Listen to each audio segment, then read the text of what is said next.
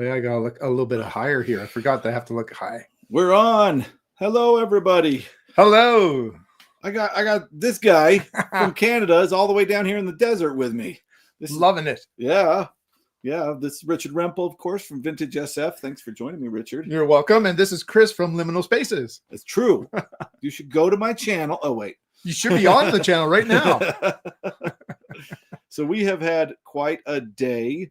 The idea for this live was Richard's, and what we were thinking is we were going to do some Black Friday book shopping, and however it turns out, come on here and show what we got. And I think it went really well. It was a lot of fun, and I've got a ton of interesting finds to show off. Yeah. But yeah, we went to 3 bookstores. Right.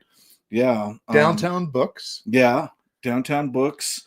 Friends of the Library Rio Rancho, and Under Charlie's Covers. Yes. Were the 3 bookstores that we hit. So the way we're going to do this video, number one, Richard and I are both watching Pluribus, and that was all filmed in Albuquerque. So we've been looking at Pluribus locations and talking about that. So we're going to save that to the very, very, very end of the video. So if you want to stick around to the very, very end, we're going to talk about Pluribus a little bit. That's what that thumbnail is about, by the way. Yeah, that's right. In front of Sprouts and that quote asking about Carol. That's right. We'll get to that in the end of the video. Yeah. Just in case you don't want to have any spoilers at all for the show. Right. So we'll save that to the very, very, very end. So first, we're going to go over books that Richard brought for me and books that I had set aside for Richard. And then we're going to go over our scores at each of the 3 bookstores. Yeah. Yeah. And there's some really good stuff here. Yeah. Yeah. I was like, Andrea's going to be blown away by what I got at Downtown Books. I think so. Yeah. Yep. All right.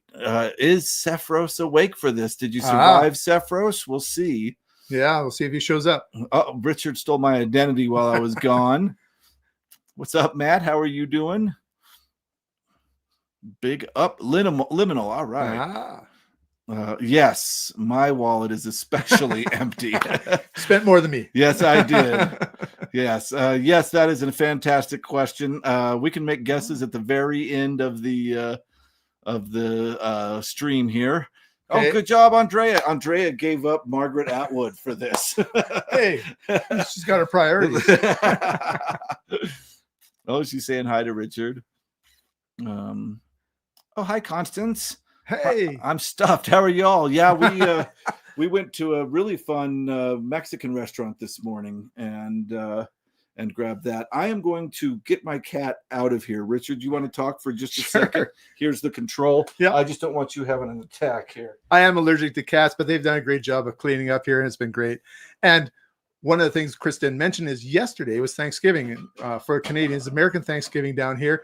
And they had his whole family hosted us, and my wife and I are here, and we just had a great time together with them playing games and just getting stuffed, as you were saying too. So we've been having a good time here over the last couple of days. I see somebody did ask that. Did you guys do turkey yesterday? And the answer is yes. Whoop, that's this one up here. Definitely. There's a couple more up here. Let's see what we had. I see you. Okay. Hey, Goblin. It looks like I've taken over Chris's channel again. He's not going to get any books right now, but he's just taking care of that cat. And who do we have here? Psychonaut. Hi. And of course, we've got Captain Finity is in the house. Welcome, Captain Finity. I really enjoyed my walk amongst the cactus in Garrett's video. Yes, that was a lot of fun to film. I was testing out a new microphone that I have, a lapel mic that is a Bluetooth mic to a connection to my iPhone. So that was just an iPhone video with that lapel mic, and I was just trusting that it worked, and it came out pretty well. It was awesome. Yeah. That was awesome. All right, which ones have you done already? We're up to 6-shooter there. Okay, good. 6-shooter. First time being here for a live. Hard to catch them in the UK. Yep. Staying up late. Yeah, it's true. Thank you for staying up for us. I guess it's a Friday night. Yeah. Yeah, that's right. Why not? Yeah. Yeah, we did do turkey. I was gonna go traditional and get Chinese food, but my kid was like, you gotta cook for Richard. So we did. I would have been fine with Chinese food, but the turkey was great. Yeah. What brought you to the States, Richard? Chris. I'm retired, and so my wife and I like to take some trips to get a little bit warmer in the months that either precede Christmas or after Christmas. And I have relatives in Arizona, so part of the trip has been meeting people that I know online. So I've met Bart. I got together with Bart. I got together with a person who comments regularly on my channel. So if you're listening, it's really good to see you. And he lives in Santa Fe. And then, of course, I'm seeing Chris here. Yeah. I actually saw also a person who's a manager of a half-priced book in Phoenix. Her name is Locke. And she and I have had a conversation 2 years in a row now. And she recognized me. It was kind of fun to be recognized in the wild by an employee in a bookstore. That's really fun. Yeah. And I'm hoping, I don't know if Locke is listening, I'm hoping that I could get her on a live or an interview or something like that and just talk about half-price books and talk about her journey into reading SF. Oh, that'd be fun. Yeah. Yeah. Looks like Goblin's allergic to cats as well. We have 5 or maybe 6 by the time Miss Goblin gets home from visiting family. I hope that's not something nefarious there about trying to get you. It looks like... I can't pronounce your name. I'm sorry. Looks like Alfie Ezekiel. Alfie Ezekiel. Awesome. Yeah. From London. All right. If he's 1960s, he's just a bit older than me. All right. There's Jeff. Hey, Jeff. Are you teaching? Yep. He can't stay. He's got to go teach some classes. One of these times he's just going to stream us in his classroom is my guess. There you go. Put us on big screen. That's right. Watch. Yeah, that's right. Try to practice English in their comments. Your timing is perfect for hot summer afternoon in New Zealand. Yeah. Oh, nice. See, it was pretty warm. I mean, it's a little bit cooler in Albuquerque than it is in Arizona. When we first got to Arizona and Phoenix, I'm going to talk in Celsius here. It was about 30 degrees. I'm guessing that's high 80s in Fahrenheit. Then I was in Tucson for a while. That got into the 20s, which would be the 70s here. And now it was about 14 or 15 degrees Celsius here today. I'm guessing that maybe it was reaching high 50s. Yeah. Oh, no, 60. Today we were 67. 67? Yeah, Fahrenheit. Yeah. Okay, so that... Which is hot for this time of year. That would mean it got up to 18 or 19 Celsius. Yeah, yeah, it was pretty hot. In Winnipeg, below zero. And I know the time that we get back, it's going to be a high, this is Celsius, a high of maybe minus 10, which I would guess in Fahrenheit, you'd be looking at probably plus 10, maybe. Wow. Yeah. Yeah, I... this morning was scrolling on my phone and I saw tickets to New Zealand for $499. Wow. And I was like, that is insane. Who do I know in New Zealand that I could? Finity. Yeah, that's right. That's right. I can go barge in on Captain Finity. Hello, Chris and Richard from Paul Cooper. That was the person you were talking about. Yeah. Paul, welcome. Yes, he's the gentleman I met in Santa Fe for 2 years in a row. And Paul, I'm going to talk about Book Mountain later in this video.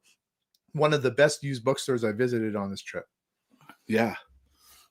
Very cool that you guys could meet up again. Looking forward to watching this later. Fantastic. Richard is a Canadian national treasure. And you know what? He knows who's Canadian and who's not Canadian. I've learned so many people are Canadian that I didn't know were Canadian this trip. We played a trivia game and I kept on piping up about somebody from that trivia contest that trivia question that was a Canadian. That's right. Very proud of them all. I started saying not Canadian. Yeah. And that was not Canadian. Captain Finity, you're in New Zealand. That is correct. Very cool. I assume that's in response to me coming and bothering him. Oh, drop by. I'm in the middle of nowhere. All right, perfect. That's my favorite place. Yeah. The middle of nowhere. Go outside of Albuquerque, and that's pretty much what there is here. Oh, yeah. Oh, yeah. All right. Let's start. I had 10 books ready for Richard. He brought me 10 books. I don't know how that happened, but we'll just do one after another here. Sounds good. You want to start? You want me to start? Well, I can start. Sure. All right, you start. I kind of have a couple 2-for-1s here. Yeah. Because these are the doubles, these Tor doubles. This is number 2. This one is Hard Fought by Greg Bear. And on the other side is Timothy Zahn's Cascade Point. I love these. Chris and I once actually reviewed a Tor double where we did one. They're very much novellas. One novella on my channel, one novella on his channul. That was a lot of fun to do. Yeah, maybe sometime in the future we'll have the same book. But yeah. I got this one from Chris, and I definitely am collecting these. I might have, I don't know, maybe 6 or 7 of these. I think there's about, it could be upwards to 30 of them. They're, as far as I know, the most modern doubles. Yeah, I think. Yeah, I think they're the most modern doubles. Well, this one. Well, the next one I'll show you is another one. It's a number 27, so it's getting up there. Yeah. I got Wolheim's World's Best Sci-Fi. It's a DAW. Yeah, so that'll go on the. You can look at that. Look at that beautiful yellow spine. That'll go on the shelf. Yeah, behind me. That one's in great shape. Too. Yeah, truly. Yeah, wonderful. And I like these anthologies. Yeah, they're very fun. So there you go. Next one I have, when they did the Tor doubles, the later ones don't flip. They just have a double description. And sometimes what happened is there is a first novella up here, and the second one can be a sequel to it. I don't know for sure if this is the case for this one here. Yeah, I have one that is exactly that. Yeah, this one is Eye for Eye by Orson Scott Card is the first one. The second one is The Toonsmith by Lloyd Biggle Jr. You know what? With a new introduction by Orson Scott Card. So there must be some sort of a link. I would think the Biggles one would be the older of the two, though. So I'm not sure why it's second. Well, this one, yeah, the newer one's on top. Oh, is it? Okay. Yeah, so C.L. Moore wrote Vintage Season a long time ago, and this is Robert Silverberg writing a sequel to that. Are they abridged? Yeah, I hope not. They don't seem to be. My understanding is that these are novellas, so I don't think so, but because Vintage Country's, this seems about the exact right length for Vintage Country. We'll let you know sometime if we do discover that. Yeah. I know that the one that we did review that had some James Tiptree Jr. on it, and I can't remember the the one I just showed. Yeah, John or Russ and yes, those were full novellas. They weren't abridged at all. Yeah, that was fun. Yeah, it was really good. And Richard came up with the idea of doing our thumbnail like a double. One of us was upside down and one of us was right side up. Really brilliant. Paul says, "Good to see you too, Richard." What's in the cabinet behind you guys? Keepsakes, like tons of my daughter's old schoolwork and art and family stuff. Yeah, it's just a kind of a catch-all. I haven't seen in there, so I don't know if this is true. Yeah, or the bodies. Yeah, I hear some knocking on there. I like Hard Fought a lot. Very difficult, but unique and interesting. Oh, interesting. Great. Awesome. Okay.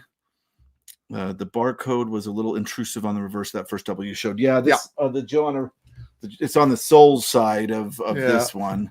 They have to put it on somewhere, so they pick a side and put it on. Yeah. I do like that there's a modern version of the Ace doubles that they did in the 50s and 60s. It was kind of a nice run that Tor did of those. And you don't always find novellas out there in the wild. They're not always included in collections, so it's good to have those publicized too. Yeah. Greetings, Holy Freak 86. This is I think first time I've seen you from Argentina. We have quite an awesome chat here. That's great. Yeah, thanks. Yeah, thank you so much for watching. And here's Jake. Hey, Jake. Goatman, there are some cats in here. I was on dander removal for the whole day before Richard showed up, just to make sure. I appreciate it. I really haven't had problems. Yeah. So what are all the same color spine? They're actually yellow, but the light back here is kind of yellow. That's my DAW collection. So fortunately, I had some DAWs that he didn't have. I had actually texted him trying to see, and I think you're next here. Yeah. That brings me into the next one, which is a DAW, and DAWs have great art, and they have very yellow spines. So this is the same one of that collection back there, but I don't have it. So I got some Gordon Dixon Dorsai. And I understand there's a gentleman from the UK, Kenny, who's been collecting these. I understand there's 580 that have the yellow spine. Yeah, on them. 580 something, and Kenny has them all. Yeah. This is the most X-Men looking cover. Yeah. I mean, seriously. DAW is it stands for Donald A. Wollheim, and that's a publication company. You can see there, right at the very top. Yeah, right here it says DAW.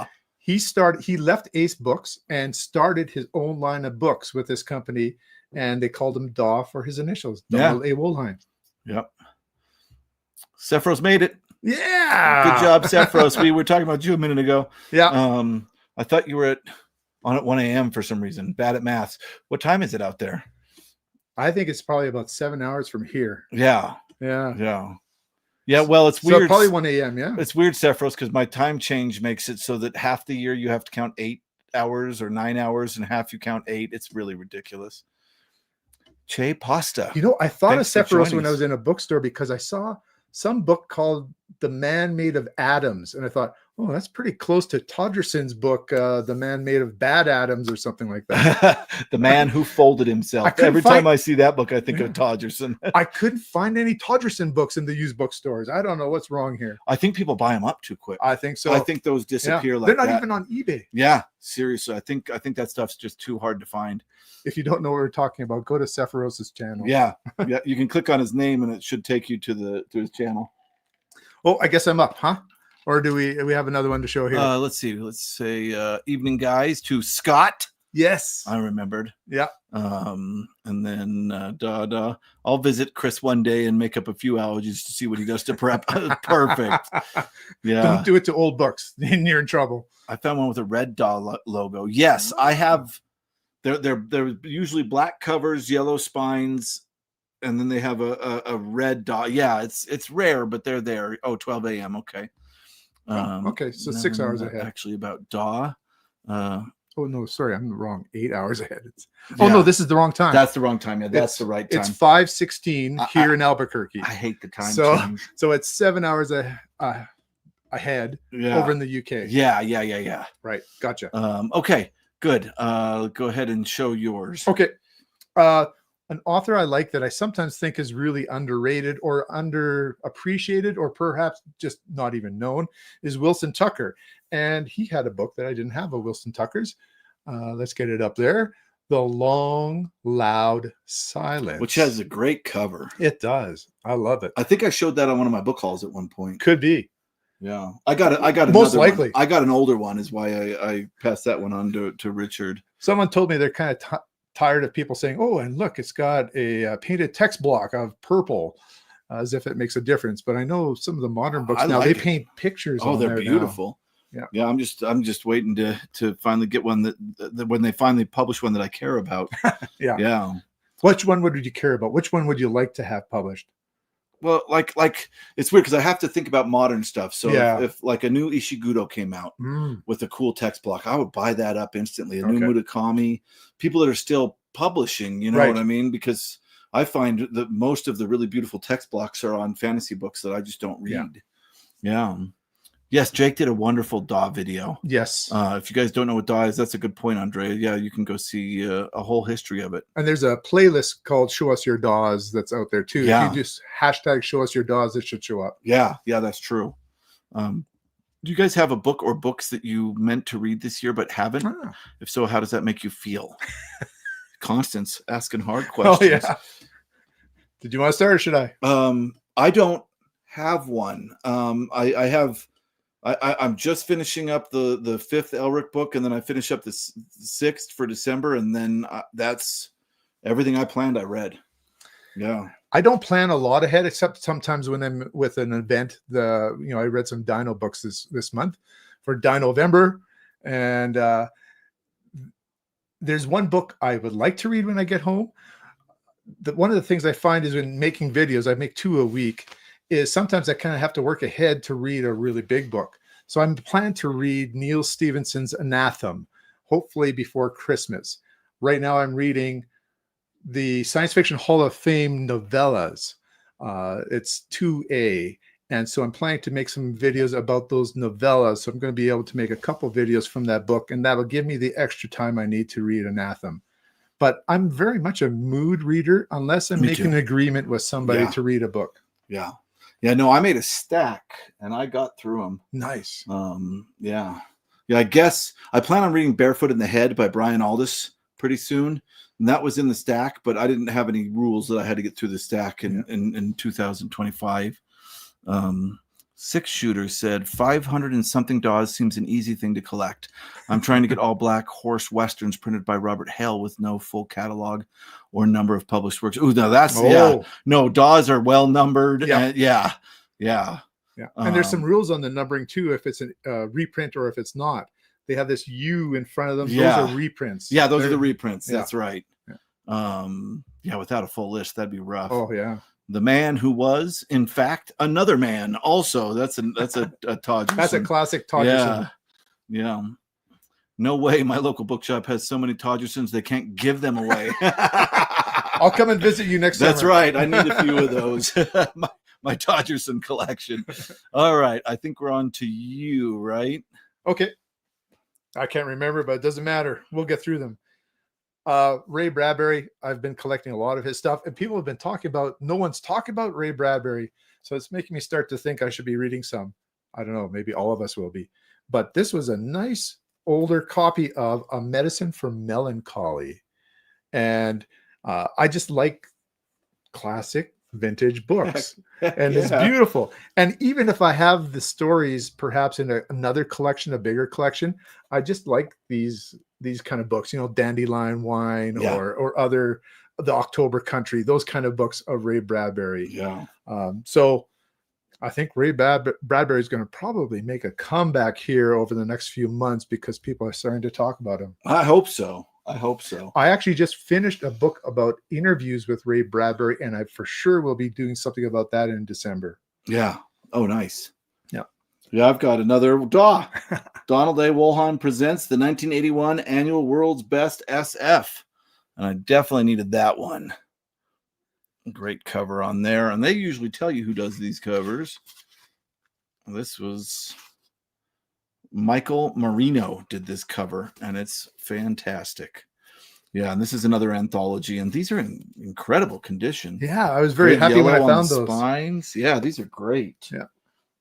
Really when I found a bunch of DAWs, I just took pictures of them and let him pick the ones that he needed. Yeah. So that's why we brought up those DAWs. Oh. Or I guess I brought them down from Canada. Do you ever wonder who provides the books you find in the wild when they are great and good shape and at a low price? In my area, I wish I could meet them and skip the middleman. No kidding. Yeah. Yes, I often do. Yeah. I actually often see people through donations. I work with Children's Hospital Book Market, and so we see donations and we bring things to sales. And I've actually even gone to a person's place to collect books to bring them in that we sort through and prepare for sales. And they're often in very good condition when it's a collector who has them on their shelves, and their shelves are not having direct sunlight on them. I think some of the books I don't think anybody's ever read too. Yeah.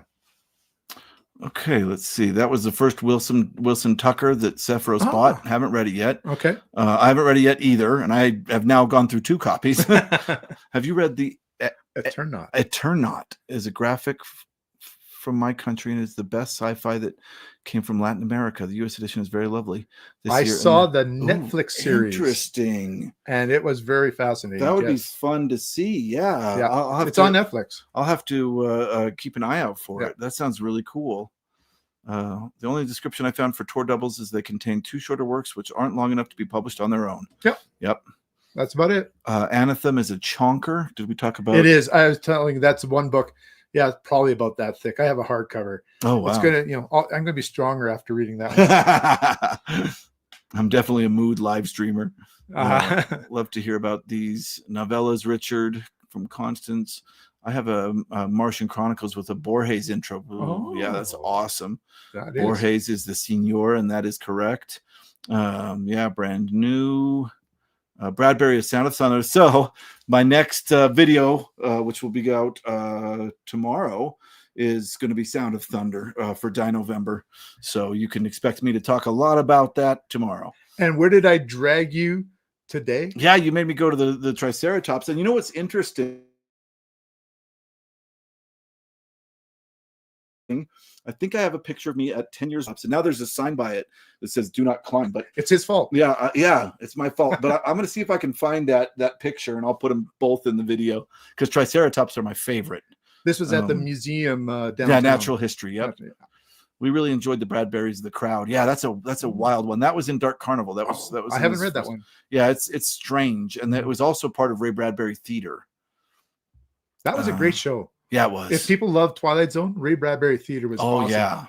Yeah, because they did more of his horror than his science fiction because it's harder to film science fiction than it is horror. Yeah. Love seeing those videos you put up of those sales, Richard. Yeah.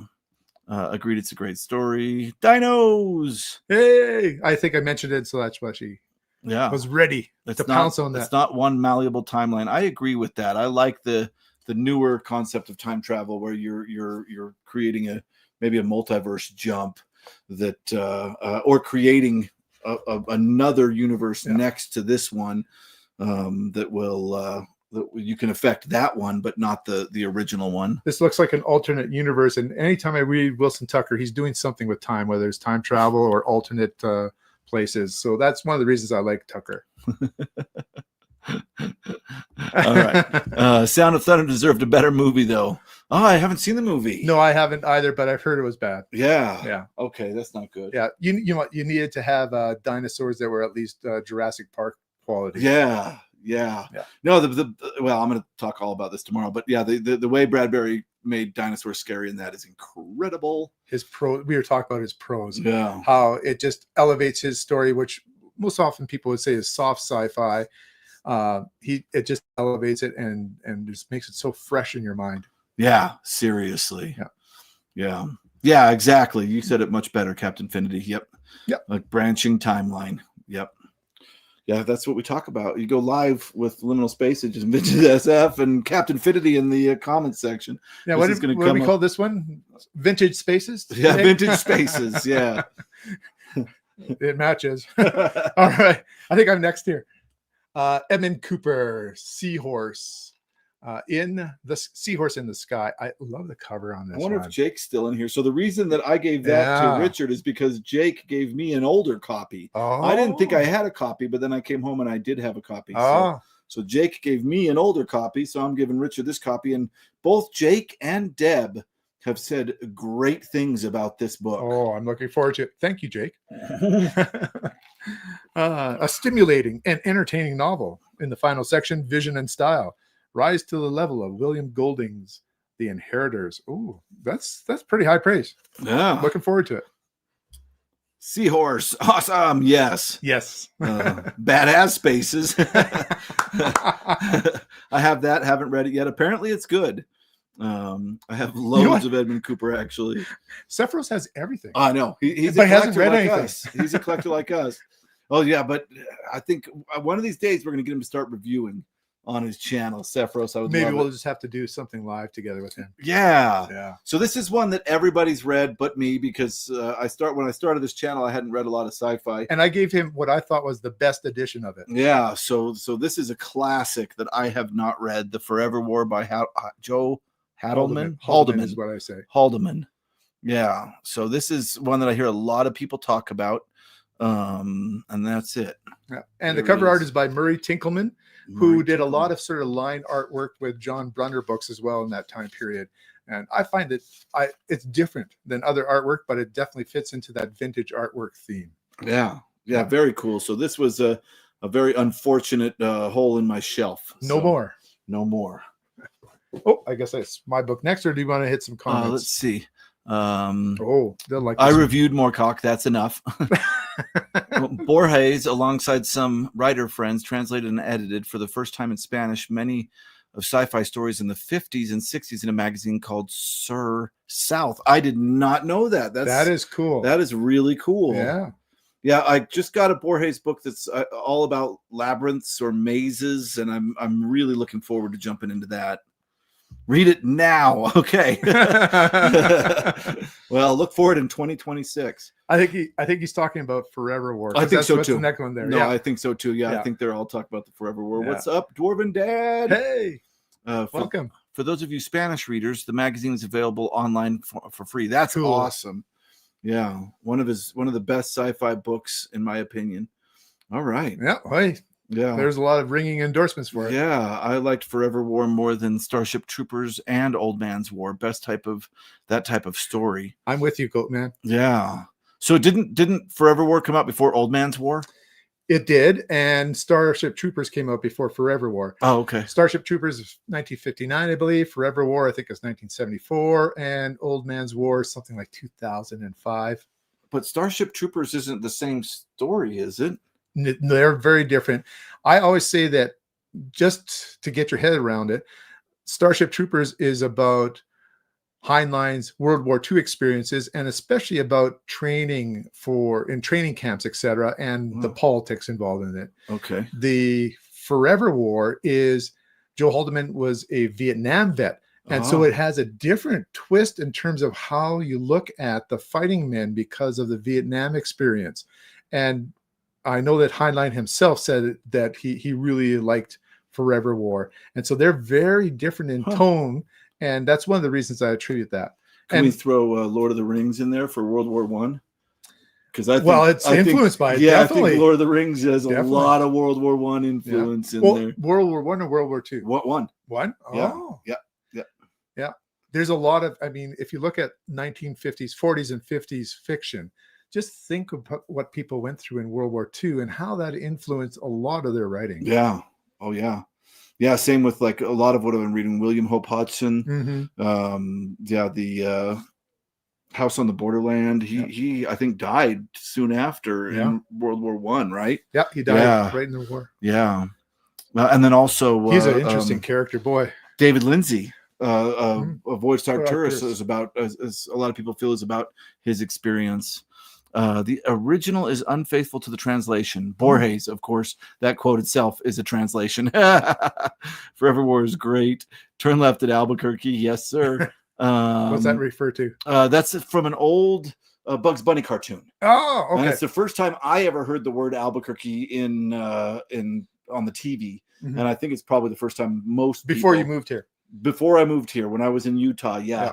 He was 10 years old when he moved here. It's true. Yeah. Make a left turn. And I made a left turn in Albuquerque. I'm always still interested in reading science fiction, especially the pulp stuff. Haven't read any science since being put off by other booktube channels. Still would love to read planetary adventure stories. You should.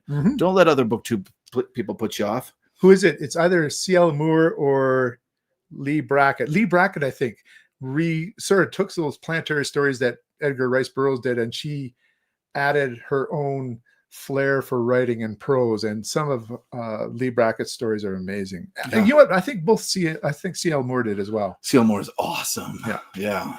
I haven't read Brackett, but didn't Brackett write Empire Strikes Back? She wrote the first script for it, and unfortunately she died, and she didn't get to do more of the script. So some of the feel of the film is from her, but they did go in different directions as well. Okay. Yeah. Wow. Her most famous novel might be The Long Tomorrow, which is an interesting post-nuclear Holocaust idea with an amendment to the Constitution that limited the technology and the size of your communities. And so who became some of the most influential people in that society? The Amish, the old Mennonites. And of course, they do have two rebellious kids who eventually seek out a place that perhaps has technology still. Huh. Oh, yeah. Okay. I think I've heard about, Yeah. Here you go. Quick book review or quick book blurbs here for you. I suspect Borges reads better in English than in Spanish. That's blowing my mind. I don't know if that's true. That'd be interesting. It is interesting. Yeah. I never see more in the wild, but we'll keep looking. Yeah. Keep do. I read The Long Tomorrow. How was it good? Did you like it? I liked it. That's not the one you showed earlier. No. Okay. What I was just referring to, that novel of Brackett's. Oh, Brackett's. Okay. Forever War, something that talks to all of us Vietnam era vets. Yes. Awesome. Yeah, that's really cool. Yeah. Paul's got a lot of interesting stories. I think he's shared on my channel this on some comments, but he worked on a nuclear sub too. So he was telling me about how that is similar to being in a spaceship, really, because you just have a couple inches of metal between high pressure or no pressure, I guess, in space. And so those long tours is kind of like taking a long space flight. Yeah. Yeah. You can't get out. Yeah. Yeah. I mean, Paul, if you want to share anything else, you can just let us know here too. Yeah. I'm surrounded by Amish. You need to write a nonfiction book on the history of science fiction. Get on it. Yeah. I like reading nonfiction about science fiction. That's actually one of my favorite niches. Oops. I love Brackett. It's rumored she ghost wrote Star Wars. She and what she pinched from her husband certainly had an immense influence on everything Star Wars. There's a video out there of Borges explaining why he actually prefers English. That is really interesting. I did not know that. I'd love you guys to read the back of every couple of books or the ones you're most interested in. Yeah, maybe. There's a lot. We've got a lot to get through. Hey, I'll give you Tim. little blurbs every once in a while. Yeah, there you go. Yeah. Hail, Tim. Yeah, what's up, Tim? Captain Finney, that's interesting. I know he really loves the English language. I've only read him in Spanish so far. That's so interesting. Yeah. Billion Year Spree. I've heard that. Is that a book? Oh, yes, that is a nonfiction book about science fiction, and I've read it and actually reviewed it. I think I read it in the second edition, which was called The Trillion Year Spree. It's by Brian Aldiss. Yeah. I think she wrote a little bit on The Empire Strikes Back. That's absolutely true. I think it's because English is uniquely Germanic and Romance language, or some bollocks like that. Yeah, it is weird that we. But his first language is Spanish, isn't it? Well, Borges is. Borges, yeah. It's Brian Aldiss. It's very good. That's awesome. Yeah. We had Hell the other night. Big, nothing big though. Thankfully, that's good. Yeah, the big old Hell. All right, I think it's my turn. Good. Go ahead. This is something that I never imagined I might be interested in. Tim showed but up at the right exact time. Tim, this is for you. You can probably guess. This is my first ever Robert E. Howard book, Conan, Red Nails. And I believe when I look in here, and I'm sure Tim can correct me, it looks to me like it is about 4 stories in here with a forward and an afterward. So these are longer stories, maybe novella-sized stories about our big man Conan here. It's got that classic Frazetta cover, right? Or is that Frazetta? I don't know. It's it's in that style. Yeah. Let's go, Richard. We have experts out here, so I'm sure that they can tell you a lot about this book. You guys are influencing me here. That's great. All right. Next, I got a really beautiful. This is the first time I'm seeing these, by the way. Yeah. Beautiful copy of Nine Princes in Amber, which is the first book in the Amber Chronicles. And I am going to read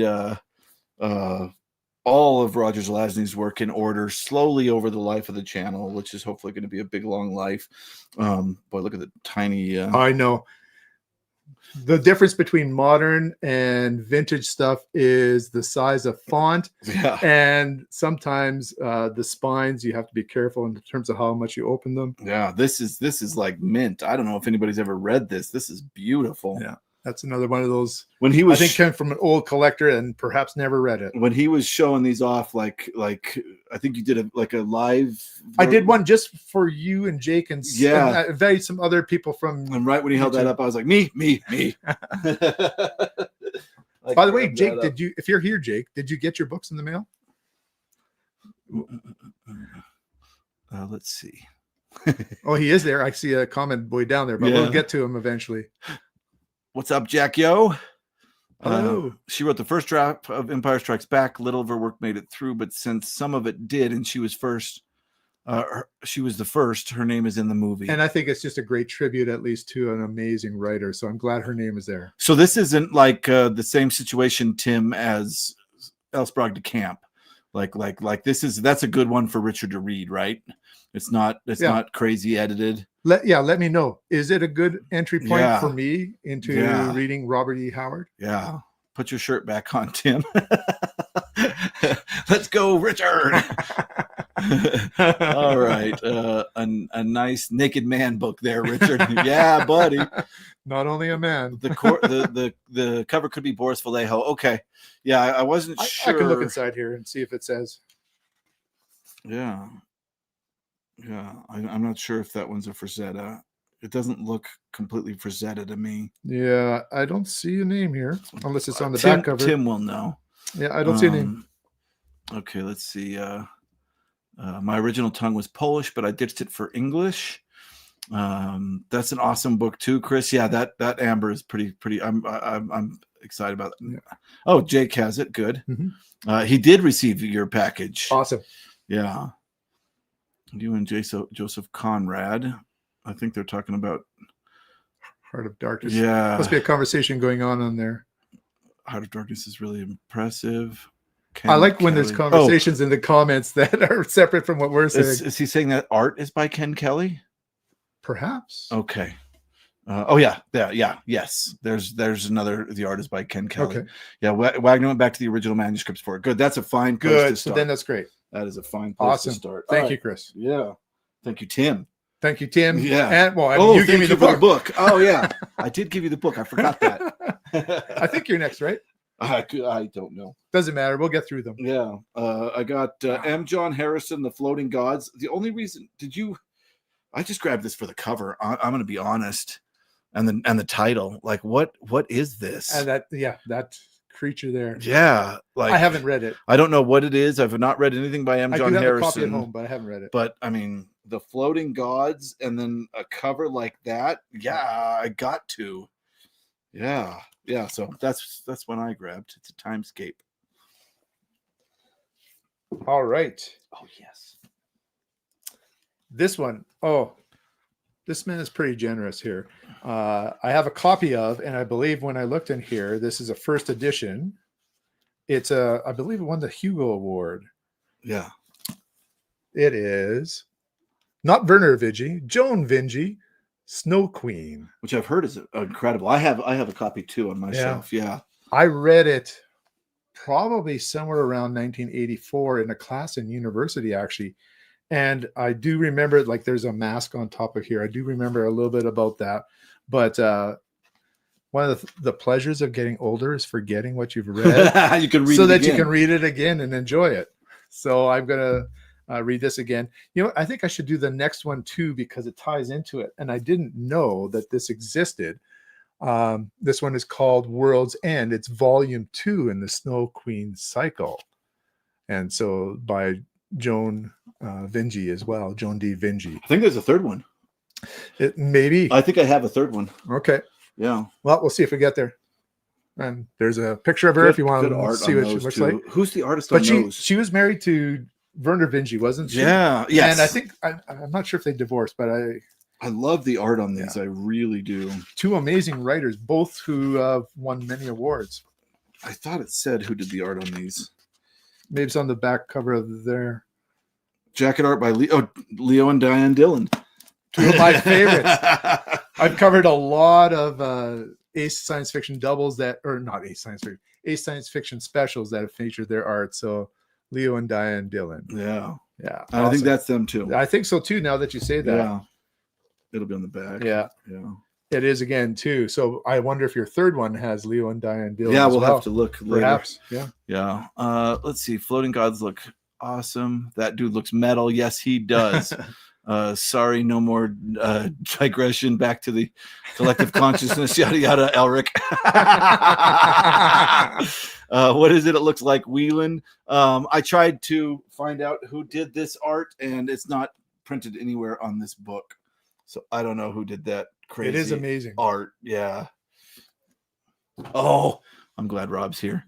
What's up, Rob? I just said I just mentioned that you're in Arizona, and Richard just spent weeks in Arizona, and he's like, wait a minute, I didn't know. I was in Phoenix for a little while with relatives. I've been in Tucson for 2 weeks, and I didn't know that you were from Arizona. So next time, maybe I'm not looking at all the videos you've put out there. Maybe you've revealed it before, or maybe I think he went to what is that bookstore called in El Paso? Yes, Coaz. Coaz, yeah. See, but I thought he traveled from the east to Coaz, not I from think the he west. came from Arizona, yeah. Well, he knows. He'll tell us. And I think so. Yeah.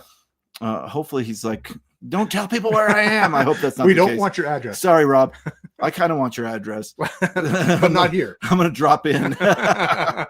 Let's see. I've read Asimov, Bradbury, and Clark in English. Take the challenge to read Borges in Spanish. Yeah, I think that would be difficult for me. But I mean, yeah, I know the cuss words in Spanish because I grew up in Albuquerque. Whenever somebody knows a language, it's always the cuss words first. Yeah.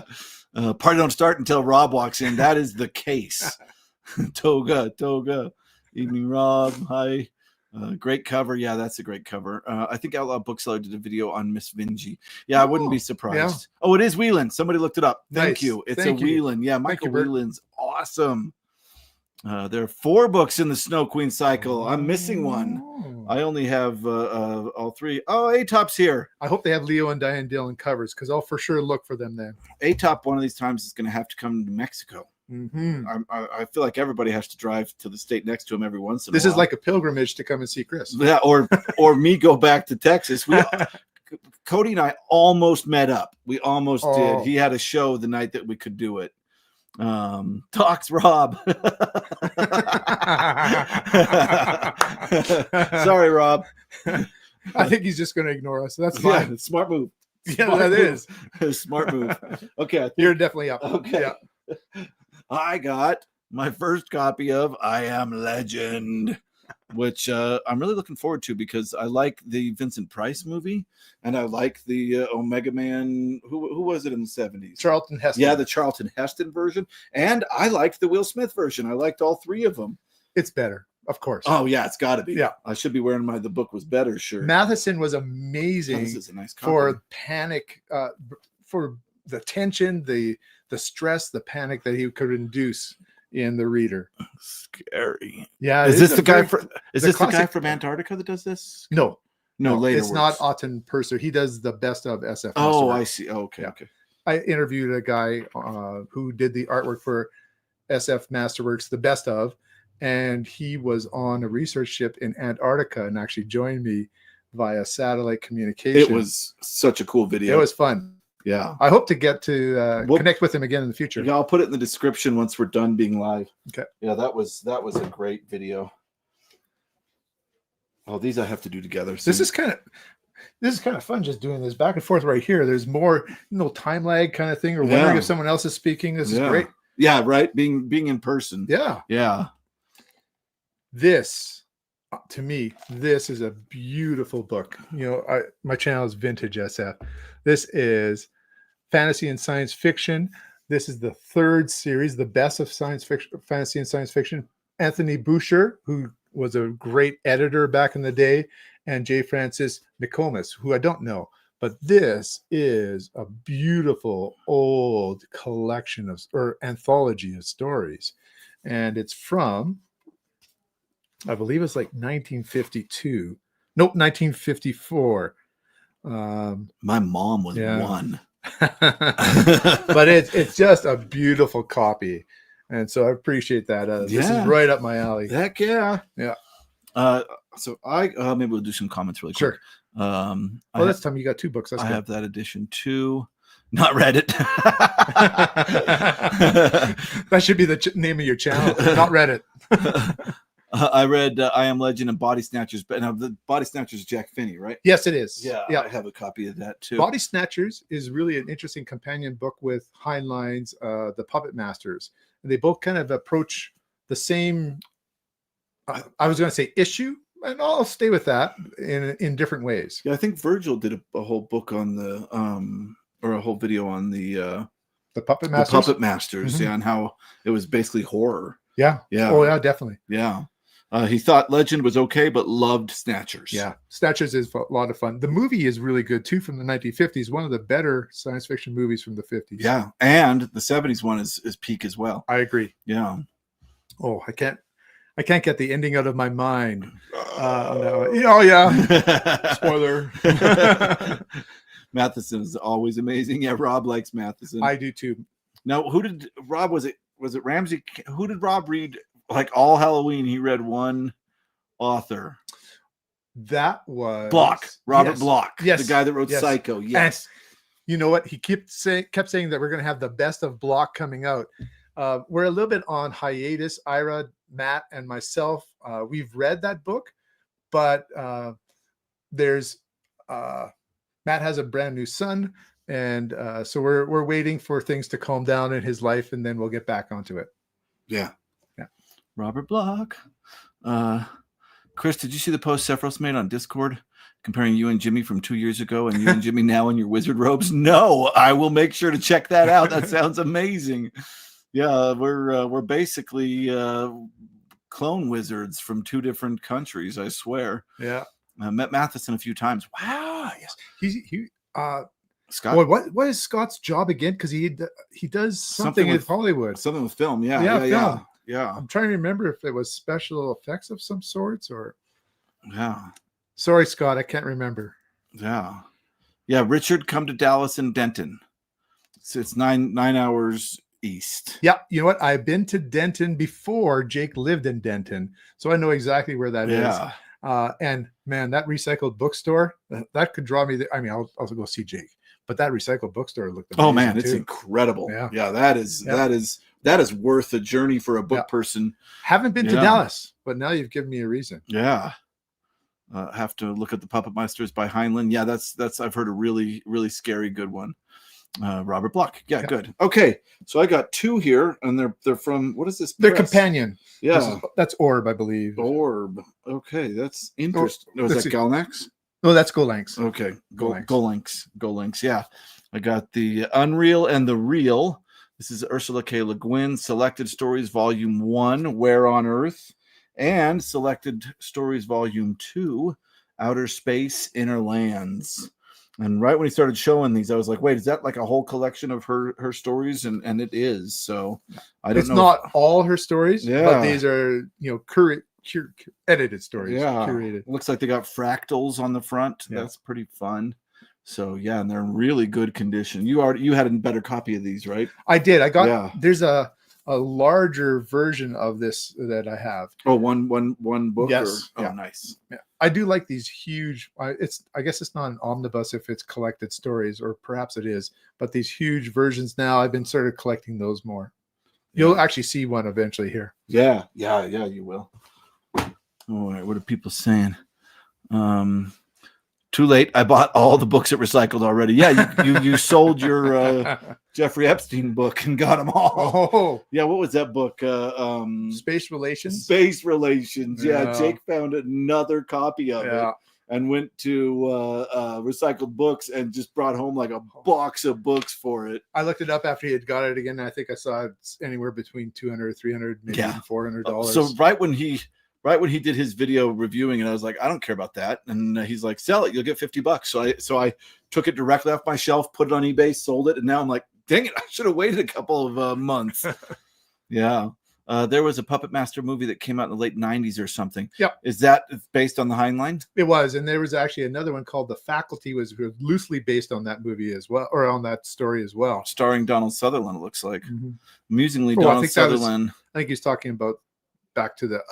Oh, yeah. For the Invasion of the Body Snatchers. Yeah. Oh, but both, it looks like. Oh, okay. Yeah, amusingly, Donald Sutherland is in the 78 Body Snatchers and the Puppet Masters.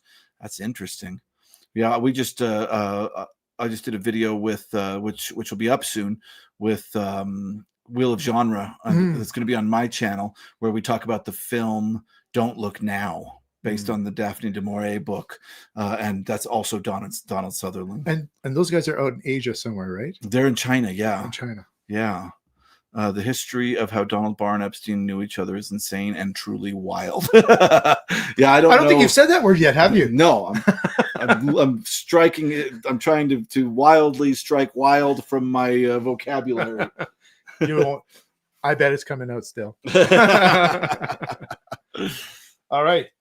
Last one is what I was talking about, omnibuses, right? So the complete tales and poems of Edgar Allan Poe. Woo. There we go. Love some Poe. Yeah, a beautiful edition here. So some of the different Poe that I have within my library eventually is going to find a home somewhere else, and I'll use this beautiful copy here. So thank you very much for that. Absolutely. Yeah, and I've got, this is my last, was that your last one? Yep. Okay, good. This is my last one. Is also incredibly, insanely cool. I hope Andrea is still here. H.P. Lovecraft, an annotated bibliography by Joshi. S.T. Joshi, I think is what his initials are. And this looks incredibly interesting. I think the spine. Yeah, there you go. That's right. You got it right way. S.T. Joshi, yeah. This looks like just an awesome, exactly what it says, bibliography of all the anything. H.P. Lovecraft is in there. Yeah. If you're an H.P. Lovecraft collector, you could start at 1 here, although that'd probably be expensive. You should probably start at the back and go backwards. So this is not a collection or anything like that. There's no stories in here. This just tells you where and when and how many editions and printings when they were published by which I get into. I like that kind of stuff. Yeah. Right when you showed this off, I was like, yes, please. It was when I was on another vacation in Halifax. I saw this in the bookstore and I thought, I think Chris might like this. Yeah. Yes. I love it. Thank you. Wild. You had to, you made it say it. That's right. Yeah. Scott got me. Yes, that's a real book right there. I think he's talking about that Poe. Mm-hmm. Jake, have a good night, buddy. I am. Damn. Yeah, so there you go. That's good stuff. That's what Richard brought for me and what I had ready for Richard. So today we did some traveling around. We did some touristy stuff, and we went to some bookstores. And I think we're going to do this in reverse order. We don't have pictures here, but I'll just say that he made me go and buy some blue meth. I did. Yeah. In a candy shop. Yes. We must say that. I mean, it's the land of Breaking Bad. Yes. The first thing you do when you come here is you got to go to the candy shop and buy blue meth. I sure hope it's candy. Yeah, you have to put that up on your channel. You have to subscribe to Vintage SF to see the blue meth picture. And you'll have to subscribe to his channel to see him with the Triceratops when he was 10 years old riding it. Yeah, that's right. Illegally. Although I don't think it was illegal at the time. Yeah. Oh no, look out for Tuco. I've watched it. I understand what you're saying there. Oh, I didn't know that. Looks like Donald Sutherland passed away last year. Wow. Yeah, he did. Kiefer Sutherland, one of his sons. Yep. Chris, are you aware of by the way, Canadian.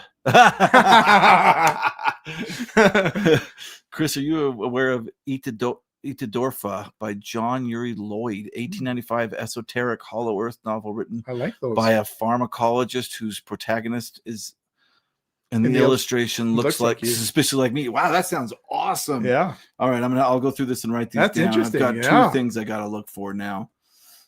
That candy is tight. They're all coming out now. That candy makes you feel funny.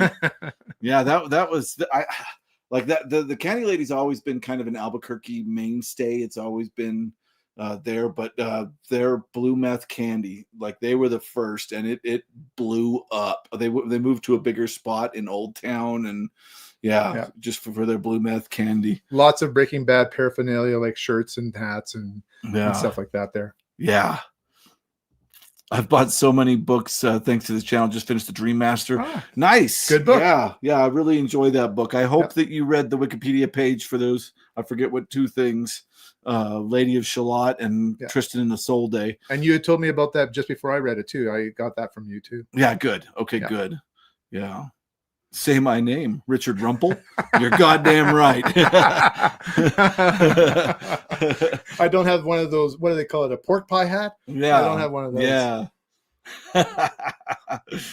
Yeah. All right. I will once we're, look up the illustration of Etadorfa. So incredible. I want to read it badly. Yeah. I'm going to, Sounds interesting. I like those Hollow Earth type stories. Yeah. I read one that was from the 1930s that was an SF masterwork. I think it was called Under England. Can't remember the author's name right now. Cody, if you will just put the name in the Discord really quick, then I can remember to look it up. I would appreciate that if you have it open. If you don't, that's fine. I am the one who reads. We're Breaking Bad now for the rest of the podcast. We were talking about podcasts. I didn't know that your videos automatically can go into a podcast feed. Yeah. Chris and I don't know how to find the podcast feed where you would just listen. But to I have a episodes. podcast feed that is separate from my channel. They turned my Murakami videos, my really long form Murakami videos, into podcasts that I have a second analytics page for podcasts. Yeah. So we're going to investigate what that's all about. And I don't know. Los Libros Hermanos. We looked up that there was for Los Polos Hermanos, I think it is. The restaurant that they use is actually still a restaurant. It's called Twisters, but of course inside there's all sorts of paraphernalia from Breaking Bad in there too. Thank you, Cody. Have you read any Han Kang? I have not. Have you? No, I don't know who that is. Okay. Okay. All right. We're going to do this in reverse order. My favorite bookstore in my area is Friends of the Public Library, which is a place where people can donate books, and they sell their $2 for hardcover or $3 for hardcovers, $2 for soft covers. They don't care about anything else. I've gotten so many books there that I've showed off that people have been blown away by. Wasn't as good as last time for us. Yeah, I was here last year, and there was just a brand new shipment of boxes and boxes that we got to go through before they were put on the shelf. Yeah, that was amazing. Incredible. This time, I didn't find anything that I was grabbing. My wife found a book. This must be the first time that my wife bought a book in a used bookstore, and I didn't buy any book. Yeah, but Chris found some good stuff. Yeah, I found three interesting things here. I got the Guardians #2. And Jake, I think you sent me #1 of this. This is Peter Saxon, who is not one person. It's a bunch of people right under the name Peter Saxon, and it's like occult horror stuff. I got Medusa's Children by Bob Shaw, which I don't think I have a copy of that. So I haven't read that one. I want to read the one you just gave a 3. There's one that I was disappointed in.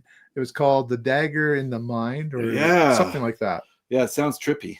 I actually sent that one off to Virgil before he could ask. So yeah. And then there was a lady. We were kind of in the back. They let us in the back to look at the recently donated science fiction before it goes up on the shelves. He's got ins at all these used bookstores. I go there a lot.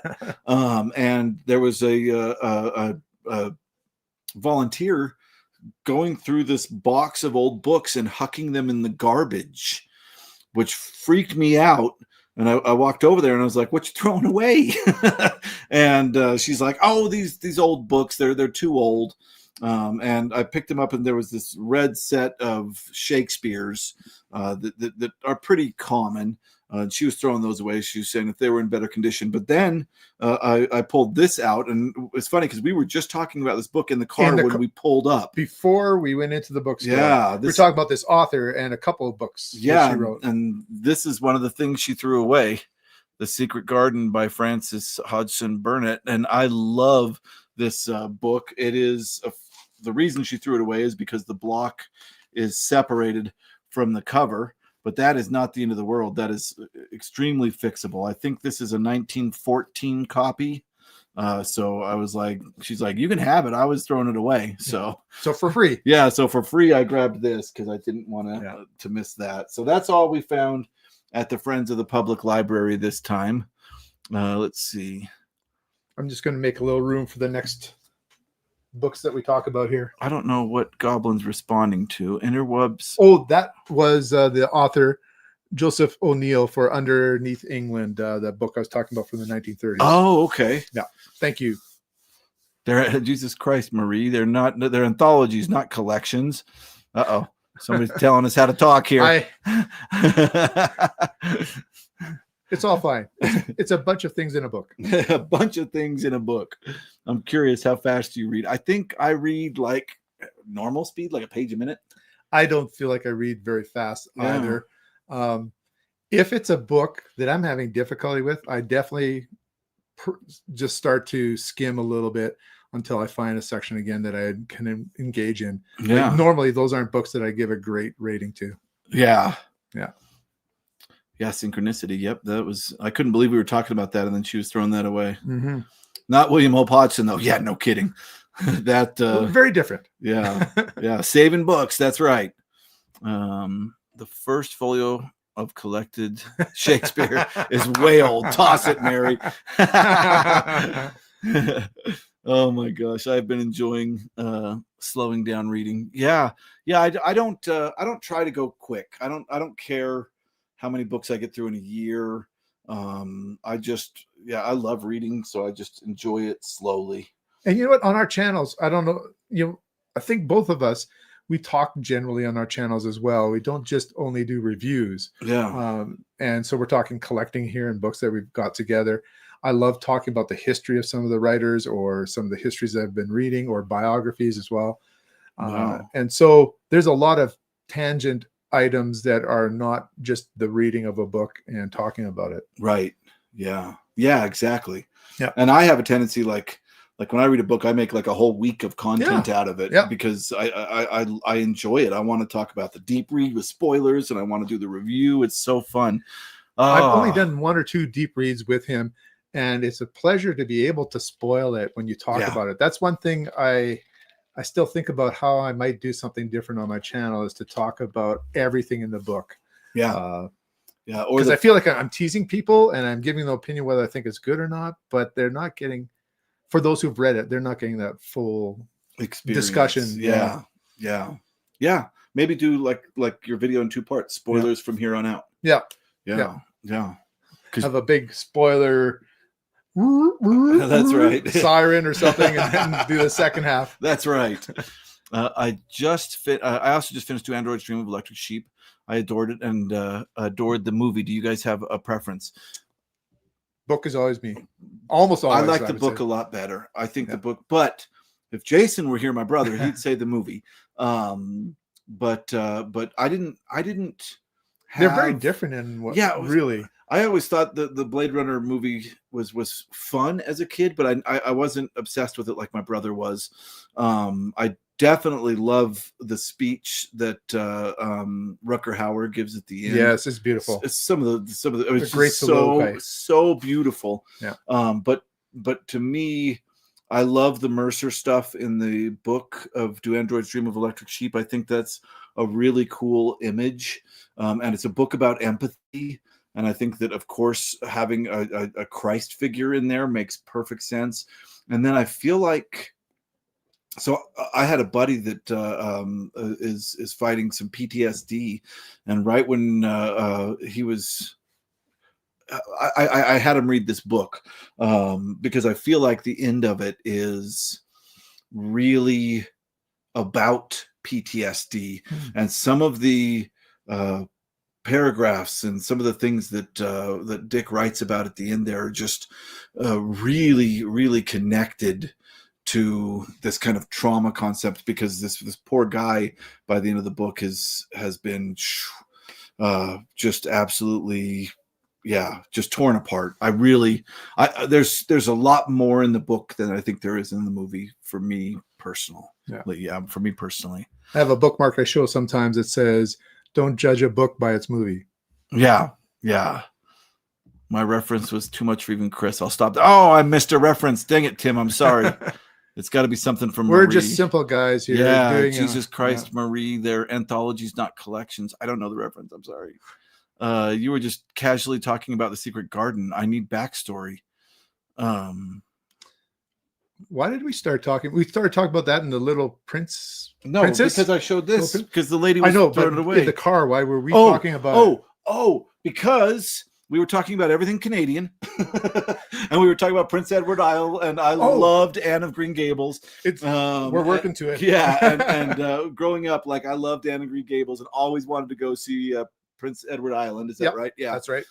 Charlottetown. Yeah, and then just north of Charlottetown. And then we talked about Rebecca of Sunnybrook Farms, and we're wondering if she was like the American version. Yeah. And then we got on to Burnett, and everybody in the car, be you and your wife, we all loved Burnett. So yeah, that's how that happened. I guess we have to start a new channel. That's right. Yeah, that's right.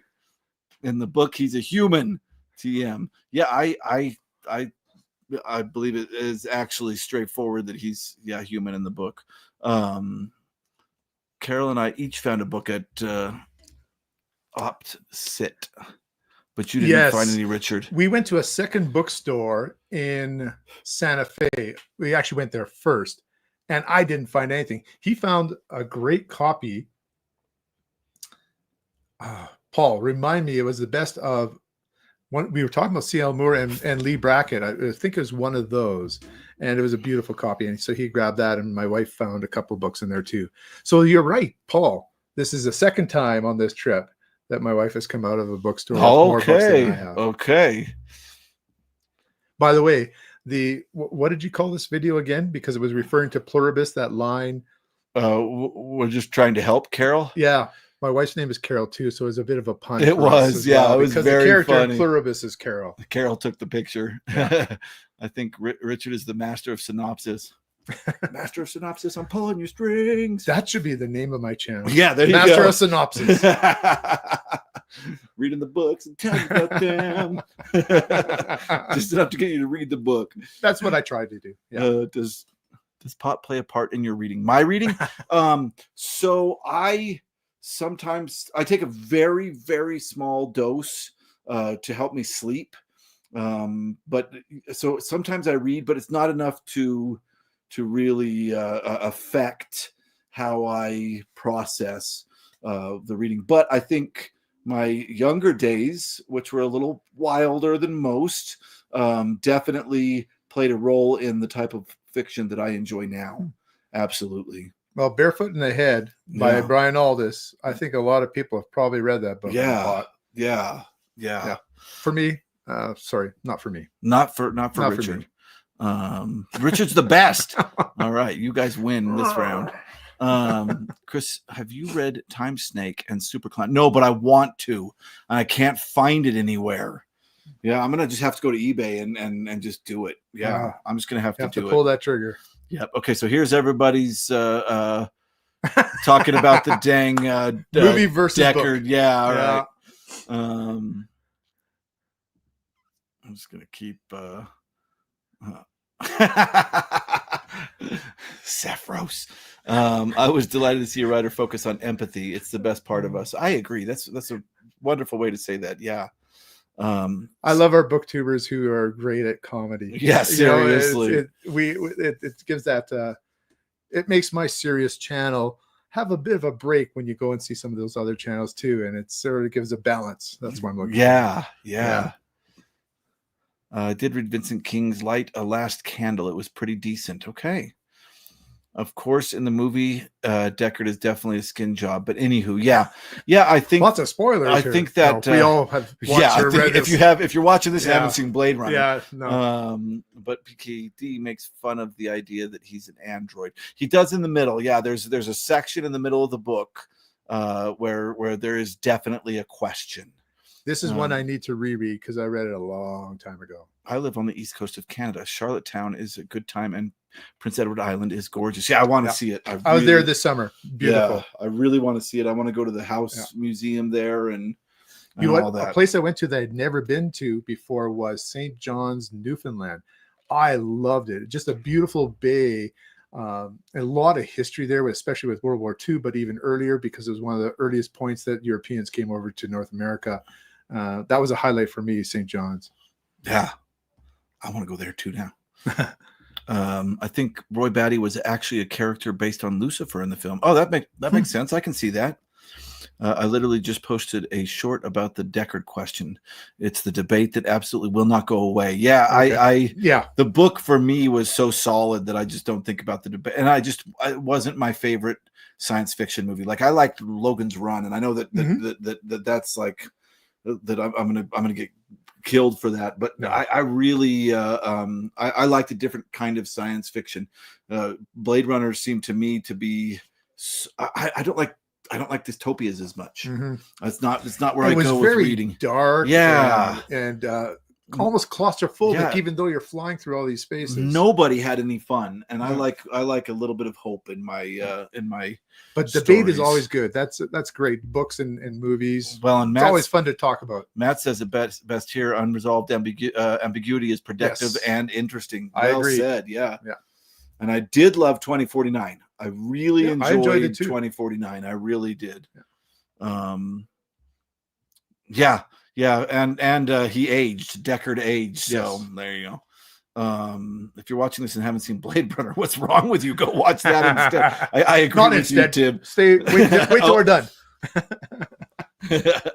Interesting. I love puzzles, but despise ambiguity with no resolution. There's enough of that in real life. Yeah, I dig ambiguity. I do too.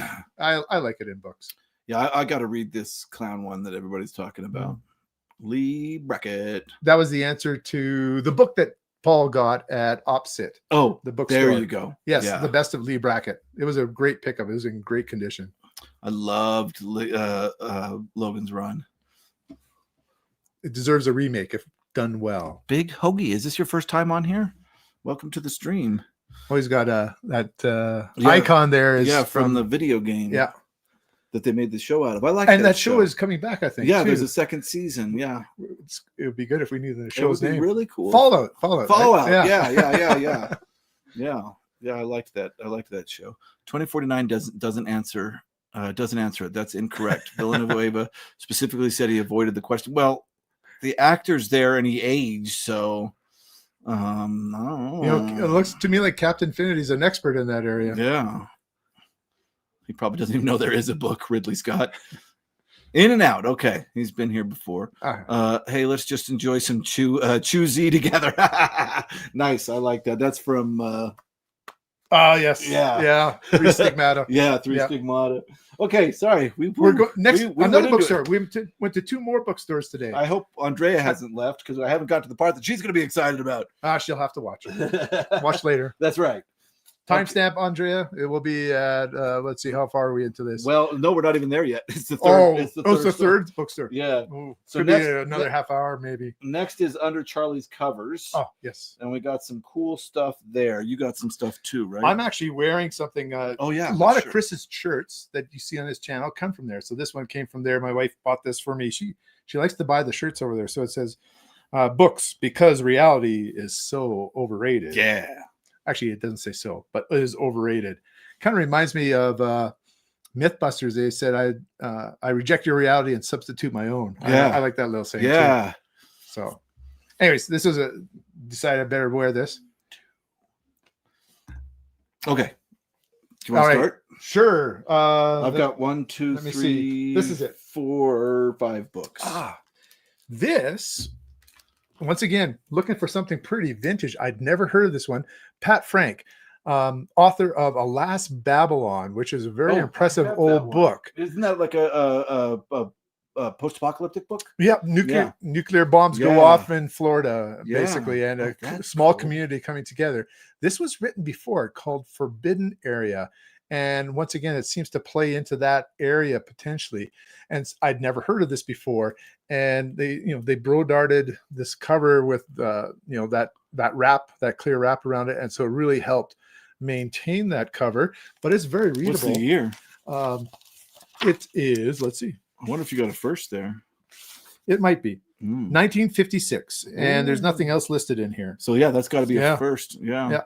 And there's the it's a book the place club. went to. It's yeah. a book It's a book club. So then it's not a first. So Under Charlie's Covers, and it's not here. It's not Albuquerque. It's how do you say that? Bernalillo. Yeah, Bernalillo.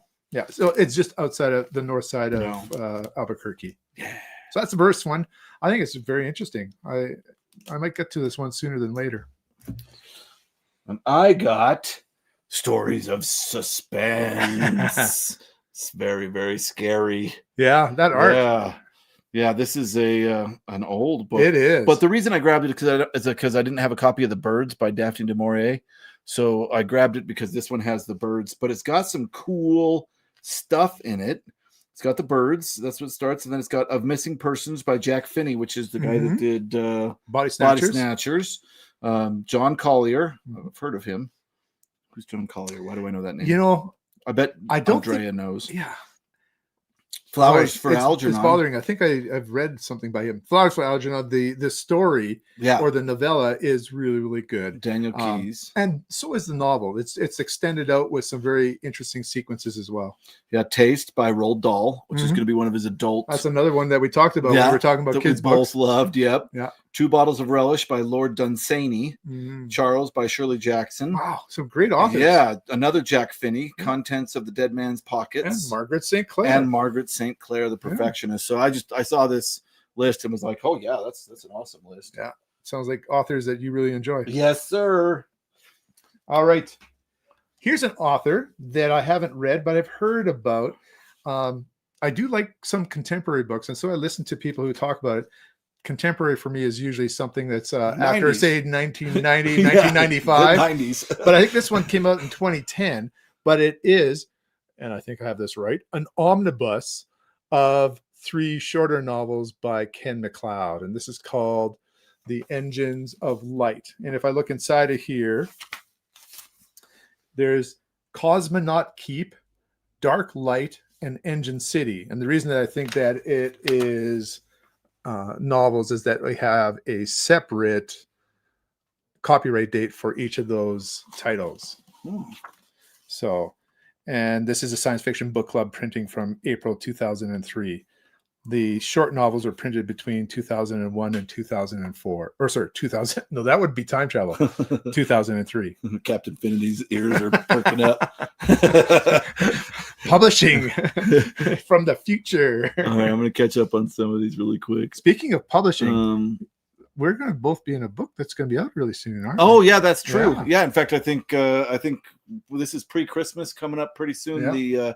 The anthology that Jake put together is coming out. Weird Frequencies. So yeah, it'll be for Christmas ready. Yeah. Replicants can age. I didn't know that. They can't in the book that I know of. They're not robots, they're organic. Yeah, all right. I'm staying out of this conversation.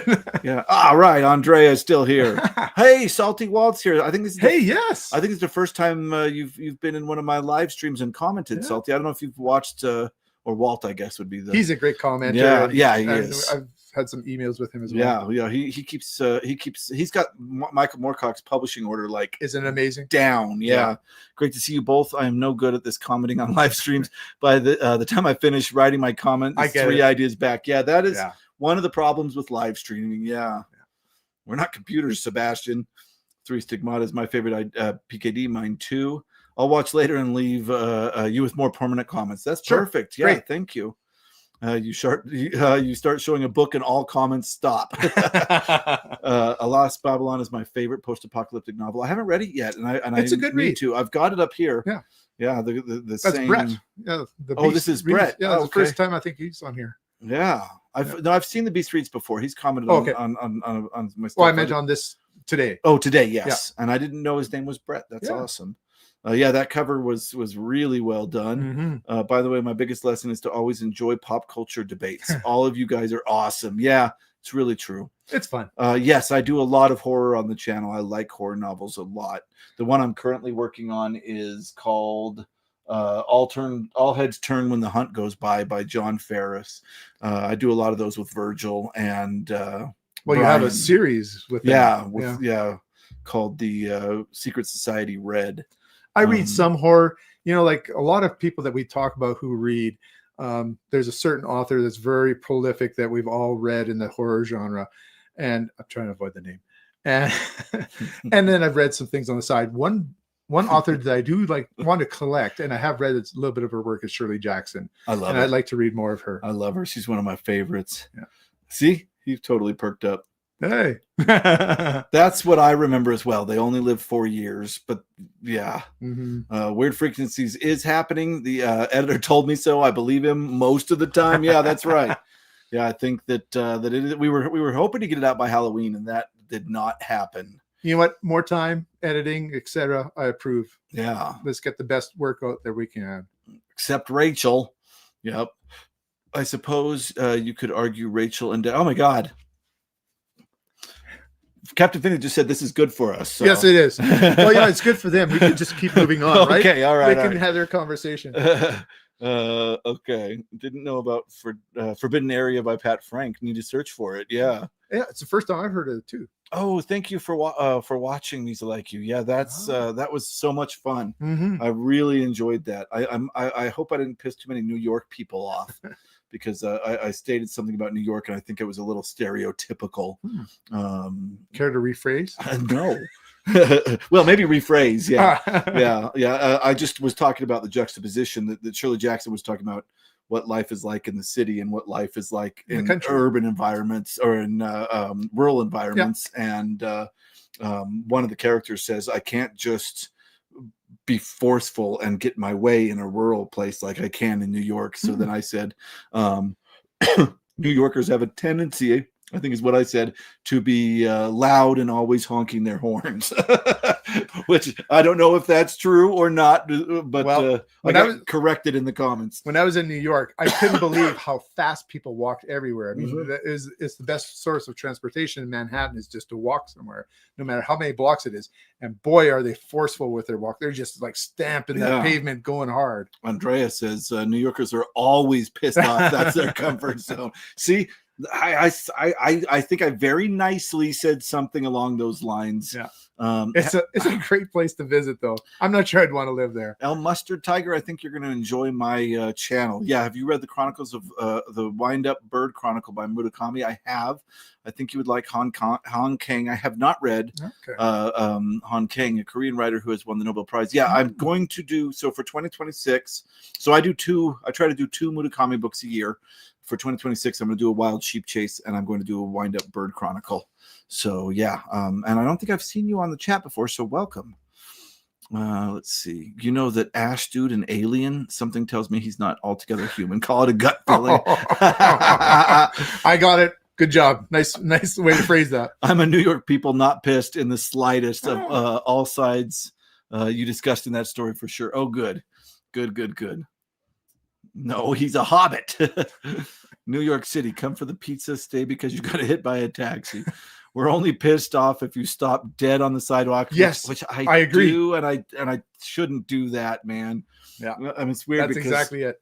Yeah, once I get into a crowd, I always am trying like I'm gonna walk over where there's not so many people, and there's cities where you just can't.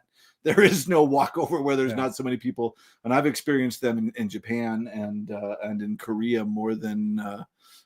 I've never been to New York. Those concrete canyons are amazing. I can't believe it. I did grow up rurally, but now I live in Winnipeg, but it's a very small city. Wind Up is a great novel. Okay. Is it time for us to? Yep. I think we've gotten through a chunk. Okay. So this, I think, is the last one I got from Charlie under the cover. Charlie, no, under Charlie's covers. I'll just leave it at that. This is actually an upgrade for me. This is a hardcover version of Alistair Reynolds' Pushing Ice, and I had got a cheap paperback version of it. And so I find as I get older that hardcovers or good font is a lot easier to read. Yep. So I decided to go for it, and I like the art on here, and that's why I have it. Yeah. It was a good deal. We're right behind you. I got an H.P. Lovecraft that I probably already have, but I had to get it because of this cover. You have to check your new bibliography or that's right. It's interesting. It's like Pinocchio or almost. Yeah, I don't know what's going on, but his eyeballs coming out. This looks. I think this is a British publisher, right? Maybe not. That? No, maybe it's not. Is it Bantam? Is that up here? A Beagle Beagle. Yeah, I think Beagle's UK, right? Yeah, I think Beagle's UK. So that's. I'm done mine. So you just continue. Oh, I'll just keep on going. All right.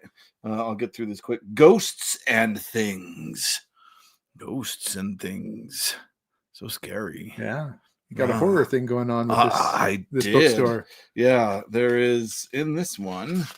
There is Henry James, E.F. Benson, Robert Louis Stevenson, Richard Middleton, Arthur Machen, the novel of the White Powder by him, Ambrose Bierce, The Night Doings at Deadman's, Running Wolfe by Algernon Blackwood, The Music on the Hill by Saki, Fantas by Oliver Onions, who later changed his name because people made fun of him too much, and then The House by Andre Marois.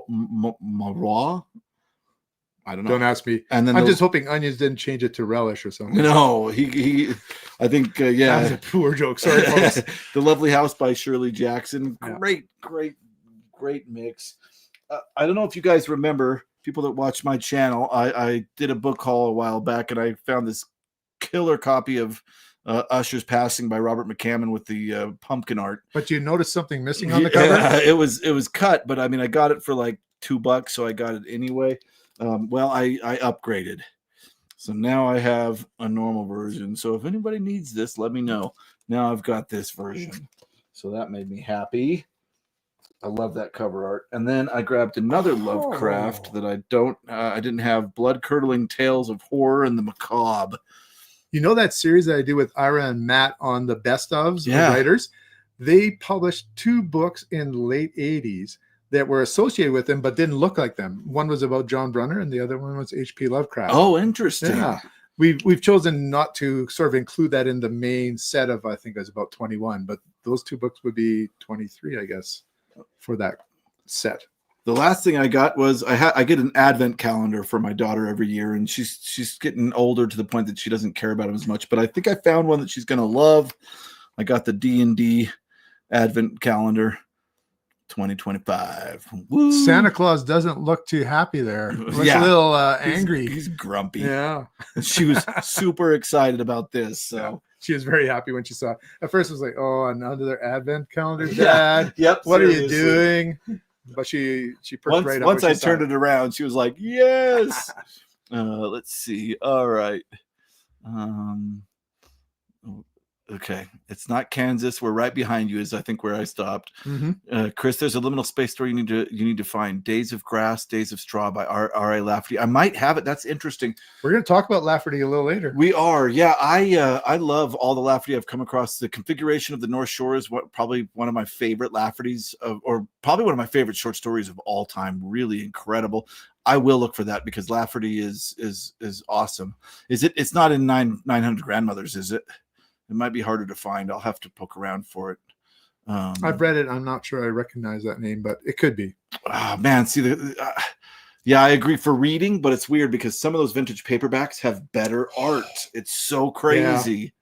It's almost like, there's collecting to read and there's collecting for art. Yeah. It's like you're an art collector with some of these books, I swear. especially the ones that are just in amazing condition. You go, wow, this book is like 70 years old. Yeah. And it looks like it's brand new. Yeah.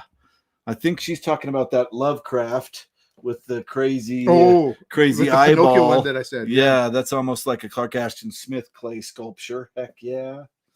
Love Wind Up Bird and almost all Murakami. I'm a fan of a large chunk of his work as well. Yeah. Not a whole lot to do with the story. No. Mountains of Madness. Yep. I can't say that, Tim, but I relish your wit, Richard. Oh my gosh. There we go. Thank you. one of the most famous experimental electronic music musicians, Venetian Snares, is from Winnipeg. His music is some of the most intense, insane music ever. He helped form a genre called breakcore. I think you shared some of him on the channel or on the Discord, didn't you, Cody? Was that the stuff I was listening to the other day? This is amazing. I've never heard of this. I mean, music is not my big forte. Yeah. I mean, I like music, but it's usually playing older music. So this is cool. I'm gonna have to look up Venetian Snares. Yeah, I think he's shared. I think I've heard them just because he shared some in the Discord. I mean, with me. Guess Who is from Winnipeg? Or I didn't know that. Yeah, really. I didn't know they were Canadian. Yeah, yeah, they're from Winnipeg. There you go. Anyways, I won't go into a whole list of. I'm already People messing up the names. From Winnipeg. Ghosts don't scare me, but I'm terrified by things. Yeah. I am actually just finishing. As I was telling you, I was reading novellas, the best of novellas, and I was just finishing Who Goes There? The Thing. Yeah. Good one. Yeah. I'm not going to get up. I keep pushing. Should I go get it? No, it's just right up there. Okay. Yeah, it's right there. I'll get it. All right. Yeah. There it is. Who Goes There? I love this cover. It is a good cover, that one. Yeah. And there's one from I think it's the 1940s or 50s that has a really weird looking beast with different eyeballs and yes, that and those ones are expensive. Yeah, and it's a crazy good cover too. Yeah. Let's see. Chet Jazierski did that kick butt cover. Yeah, thank you, Chet. Yeah. All right. Science fiction horror. That's the first thing I always think about. I Keep Pushing Adrift on the Haunted Seas by Hodgson. His Saragossa Seas short story, by far my fave of his. I'm going to read a lot more. I haven't read it yet. I'm going to read it. Yeah. I've only read the Borderland one. Yeah. Yeah, I did read the Bible. I think you've read the Bible. Yep. Yeah, we both come from backgrounds that we definitely would have read the Bible. Yeah. I also took the Bible as literature in my undergrad and really enjoyed it. Yeah. And it really helps with a lot of references that people make. Yeah. Yeah. Seriously. Yeah. Yeah. Now I need to figure out Gnostic stuff, because so many sci-fi people and horror people were interested in Gnosticism that I need to understand Gnosticism a lot better than I do. We won't get into it right now. Okay. Yeah, well, we'll turn off the camera later and get Gnostic. I was shopping for an advent calendar today in Midtown. No luck at the big department stores. She's 18, so this is the last one, and the theme is gratitude. That's awesome. Good. Yeah. Fun fact: boards of Canada are actually Scottish, although they spent some time growing up in Canada. Okay. I don't know about reading the Bible as sci-fi. Oh, yeah, that is interesting. Yeah. But Behold the Man by Moorcock is a big fave. Yeah, I haven't read it yet, but I haven't either. I'm looking forward to that. But I got a magazine of it, a comic book version. Oh. Yeah, I'll show it to you later. Yeah, it's really cool. I read War and Peace to Tree Fingers by Radiohead. That's very cool. That's a mix-up of references that I don't get. Yeah, I know Radiohead and I know War and Peace. Yeah, and Tree Fingers is just a song. Okay. Yeah, I think, or is it an album? Don't ask. I know the early Radiohead, like the Kid A and Amnesiac era of Radiohead, much better than I do the current one. PKD was deeply into Gnosticism. So many people were. Prediction: Chris will buy Gio Gotti on CD and it will freak him out somewhat. Okay, all right, we'll see. Maybe play it while you're reading Barefoot in the Head. I'm so deep in Weird Tales. I just joined the Rosicrucians. There are ads in all these old pulp magazines for the Rosicrucians. Yeah, there might be one coming up. We'll see. Okay, I think we've got to the best part of the day. I think. Yeah, I think it was the best. The best store time we had, I think, was at this store. What did we say it was called? That was Downtown Books. Okay, good. It just has sort of books on the side, and so it's hard to see that it's Downtown Books. So 2 years ago, I did a book haul for this. My kid decided she wanted to do something for me for my birthday, so she arranged a day where she just made a map of all the bookstores in the area, and I had to drive, but she took me to all these bookstores she discovered, and this is the first time I'd been to this bookstore, and it's incredible. And the guy that runs it is really, really cool. And I've gotten lots of great stuff from him before, and he really works with me. But this time, man, there was some stuff that I just couldn't even believe. Really amazing stuff. So you bought some stuff there too. I did. Yeah. Maybe I'll start with this one, and then we'll save the best one for last. I just bought two. One of the things I've done is SF Masterworks, and some of those publications I've really enjoyed, and they have these omnibuses of authors as well from Gateway. There's sort of a different companies, Gateway, Orion, Golax, they all kind of are together. Whenever I see that yellow like that, I think Golax. Yeah. And so there's 3 novels in here by Aljaz Budruz. A lot of people know his book, The Rogue Moon, or Rogue Moon, I think, by itself. He was a famous editor as well. But the 3 that are in here is The Iron Thorn, Michael Moss, which is another one of his famous ones, and Hard Landing. So I think I have now maybe about 7 of these that have different authors with 3 or 4 novels in each. Yeah. So omnibus.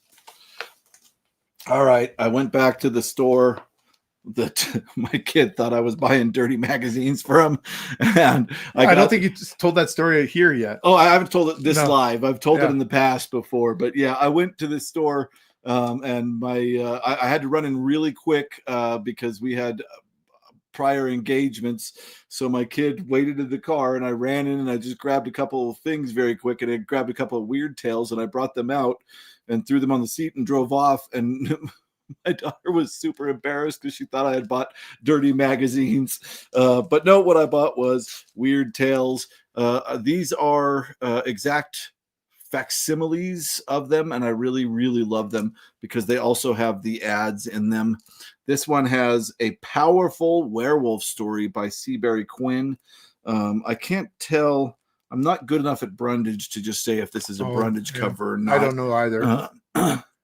Of course, we'd have someone who's potentially still watching. Yeah, would know. she is. She says she's not leaving. Yeah. Okay. But this also has Harold Ward, Arlton Eddy, Otis Klein, Paul Ernest, Clark Ashton Smith, and Robert E. Howard. So I saw that list and had to grab it. And it'd be funny if there was a Rosicrucian ad in here right away. These are from the 1930s, right? Yeah. I think that was before the Rosicrucians did their ads, but I could be wrong. Yeah. I picture them more as sort of the early 50s. Yeah, there's a documentary on YouTube all about them. Mm-hmm. Yeah, no, this is a new lifetime business opened to earnest men, is what I got here. Not the non-earnest. Yeah, that's right. They're not messing around with people that aren't earnest. Let's see. The cover. There's some good illustrations in here. This is a Brundage. Ah. Yep. Oh my gosh. It's the Tower of the Elephant. I made the right choice. That's my favorite Robert E. Howard story. Very good. Yeah. Yeah. Wow. That was lucky. How cool that is. I'm going to go to that. Apparently, Andrea is busy unlocking the secrets of the universe, at least according to L Space. Oh. No, I'm sure she's here. Yeah. She said she wouldn't leave. Let's see. Tower of the Elephant. I've taken over the feed. Don't adjust your sets. Tower of the Elephant, y'all. There it is. Oh, yeah. It is a facsimile. Will you click on that last comment? Yeah. Yes, it is a facsimile.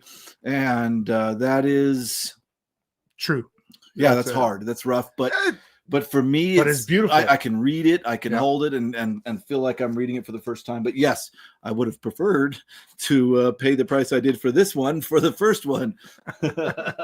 Someone wants to join us in the room here. I guess they figure there's lots of. We're stuck in. We're nice and cozy here. There's a lot of room out here. There's space. We're not just crammed here. We just want to make sure that you see us. Yeah. The other weird tales I got was Clutching Hands of Death. Again, this is a facsimile. Yeah, I'll get this off of the screen. Yeah, again, a facsimile. And I grabbed this because it said C.L. Moore, Robert E. Howard, and Otis. How do you say that? Adalbert Klein. Otis Adalbert Klein. There's a lot of books by him. Yeah. I don't think I've read one yet. Reading? You think this is about reading? Andrea.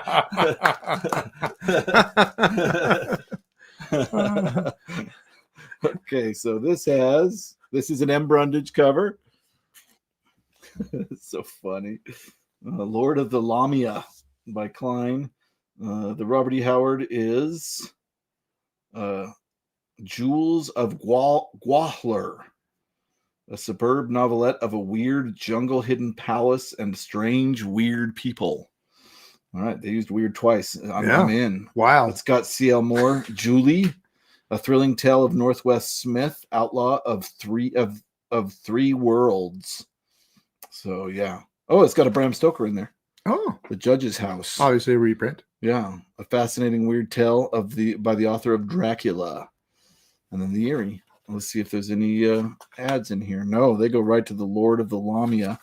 This guy's punching this other guy. Yeah, very cool. I'm so glad that other one had the Tower of the Elephant. Mm-hmm. Like that was just pure luck. That's crazy. So yes, I will make sure to say these are facsimiles, and then they'd have to be with that condition. Yes. Yeah. Yeah. You'd never find one with that condition. All right, you go ahead. Oh, should we do? Yeah, this is where I had stopped off when I was showing a few there. Have you ever met a cryptid by any chance? No, but I have seen skinwalkers out here. It's yeah. scary stuff. You ever met a cryptid? No. No. I'd say good find, but it's a facsimile. Dang. Andrea taking the wind out of my sails. Wow, I love those reprint Weird Tales. Tower of the Elephant is my fave.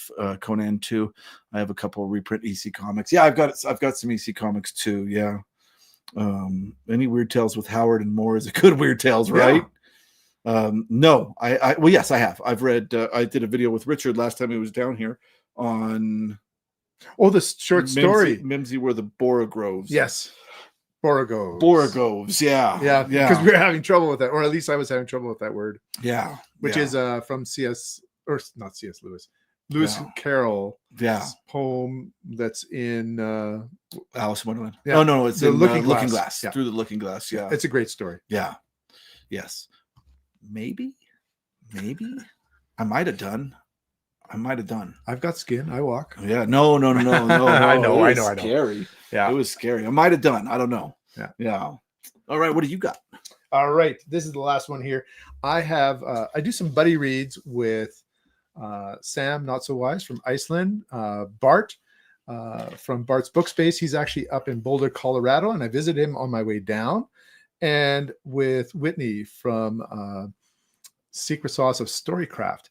And we're going to plan to read a book, actually 2 books by Werner Vinge. I didn't realize how much of a Vinge day you had. Yeah. And so I was kind of looking for that book because I didn't have it. And there's one book that has both of the books we're reading, The Peace War and Marooned in Time. And so the omnibus of it is across real time. And so I found in this bookstore, Downtown Books, a first edition. Now, there's something else, though.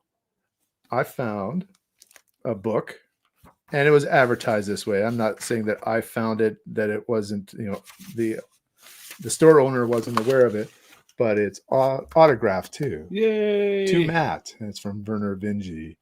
So it's a signed edition, which it did have right on the side here. And we're out of focus. Let's see if I can grab a focus here and bring it. Yeah. And here, let's both put books up at the same time. Sure. So that we cover both of our, because it's trying to I just gave away what my next book was.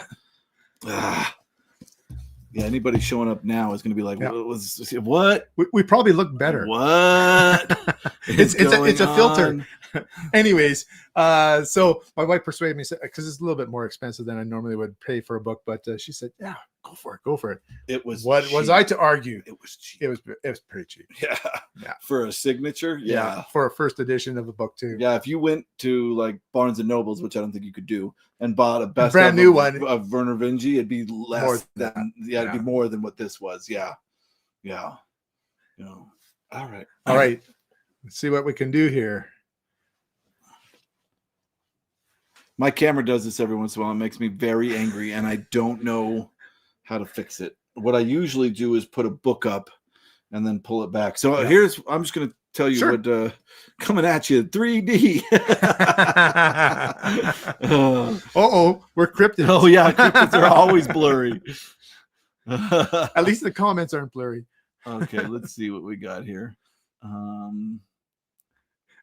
Some Latin. Second City was from Toronto, John Candy and those kind of comedians. And John Candy would do this one, which was like a horror movie in 3D, and we go like, ooh, like this to the camera. I feel like that's not going to help us here, though. No. Holy crap, Chris, you haven't read Jirai of Jory? Not yet. I got to read it. I started reading it and didn't get quite through it. It wasn't because I didn't enjoy it. I had moved on to something else at that point, but I got to get back to it. Otis Adalbert Klein's A Vision of Venus is a fave. It was illustrated in Marvel's awesome Unknown Worlds of sci-fi in the 1970s. Definitely collect those when you can. Okay. Yeah. I don't know what John was, probably the confusion of the what was going on. Yeah. Cryptids are always blurry. Coming at you in 3D. Cover and uncover the camera. Oh, it's your camera. I got my glasses.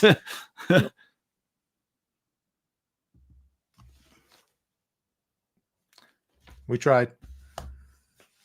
I don't know. Nope. We're already, an hour 48. I think I look better. Honestly, a little blur. Yeah, younger, right? I look younger. Yeah, I feel younger. I feel younger. Okay. Orange Whip, 3 orange whips. I don't know what's going on there. Oh, Jure is like Tim? Conan on acid. Oh, yeah, that's high praise from Tim. All right. Do you guys remember the first book you bought with your own money? Oh, holy crap, that's a good question. I remember the first record I bought with my own money. I remember the first CD I bought with my own money. Prince, Purple Rain was the first record I ever bought with my own money, and INXS's Kick was the first CD I ever bought with my own money, and Guns N' Roses' Appetite Destruction was my first tape that I ever bought with my own money. But I was buying books so early, I don't know. You know, I just feel like I may have bought some children's stories, but I can remember the first science fiction books I probably bought were these novelizations of TV shows. So it would be either Star Trek, the original series, one of those novelizations by Blish, or it could have been from England, Space 1999. Actually, they had American actors on there too. Yeah. Space 1999. I think the first novel is called Breakaway, a first episode, and I think I bought that pretty early as well. So I was into watching science fiction as a kid, and actually one of the ones perhaps that I bought early that was a little bit better was more stories from the Twilight Zone. I really enjoyed that, and it's all short stories there. A lot of really classic short story writers. Rod Serling ones. He really plagiarized a lot from short story writers of the 40s and 50s. Okay, I got my second Arkham book. This is the second, only my second Arkham book. Let's see if we can make this. Hey, that's focused there, I think. Okay, now we're focused. Oh, it's so pretty. Yeah. It's so pretty. Hey. Yay! Hey, we're back. In all our high definition glory. Yeah, this was awesome. First edition. I'm looking forward to reading a little bit of Lumley's work on the Cthulhu. Speaking of the original Star Trek, that reminds me the of Gorn. The Gorn. You know, how Kirk always had to have a fist fight with an alien. Oh yeah, the Gorn. All right, I've got one more thing, but let's see what's going on here. Yeah, you save that for last. Oh yeah, I'm going to talk about one other bookstore before I got to see Chris. Oh yeah, that's right. Yeah. Thanks so much, guys. Got to go. Have a wonderful visit. Thanks, Constance. Yeah. Thank you for coming. It's a John Candy reference. Yes. Yeah. The Andromeda strain is Psychonauts first. Yeah. Fire Upon the Deep. Oh, that's a nice first. Yeah. Boy, it must have been tough to follow that one up. Orange Whip is a John Candy and the Blues Brothers. Oh, somebody said Orange Whip earlier. Yeah, okay. Yeah. Okay. Great movie, Blues Brother. Hardy Boys were my first books. Yeah, that's a funny movie. Yeah. And some amazing music. What's up, Gareth? How you doing, buddy? Speaking of music, he's our musician. Yeah. We were both in a video of Gareth's earlier this week that he posted of one of the best books you've read in the year. And he has, I think it was 40 different booktubers in there. Yeah. You should go and watch it. Yeah. It's some really great fun. Suggestions. Yeah, really fun. Yeah, Pat. And Gareth's choice was incredible. I don't know if I can spoil it, but Gareth's Choice is one of my favorite books of all time. I think we shouldn't spoil it. All right, I'm not going to spoil it. Go see number 40 will shock you. His is the last. Just randomly rewatched Andromeda Strain 2 days ago. The movie most definitely holds up. Oh, nice. Yeah. Yeah, I think they did a good job from what I remember that one too. I got another arc. Yeah. We got the there is some amazing books in that bookstore. There was Fantasy Press books in there. There were some 1950s publishers. I picked one up. I said, "This was great," and look at the price, $75. Okay, he knows what he has. Yeah, but it's funny. It's not like I was going to find a $5 Fantasy Press book. And I'm going to tell you a story about him in a second with this next thing I got because he'll work with you. Mm-hmm. I think you mean Kirk's stunt double always had to get into a fist fight with an alien. I've met a demon as well as a vampire. All right. I think one of my first books with my own money was probably a Goosebumps. That makes sense. That makes sense. Yep. Yeah. I think a lot of kids probably have that. Oh, geez. You guys got blurry. Yes, we did. But we're back. We're back. You're welcome, Gareth. Thanks for having us on, man. Yeah.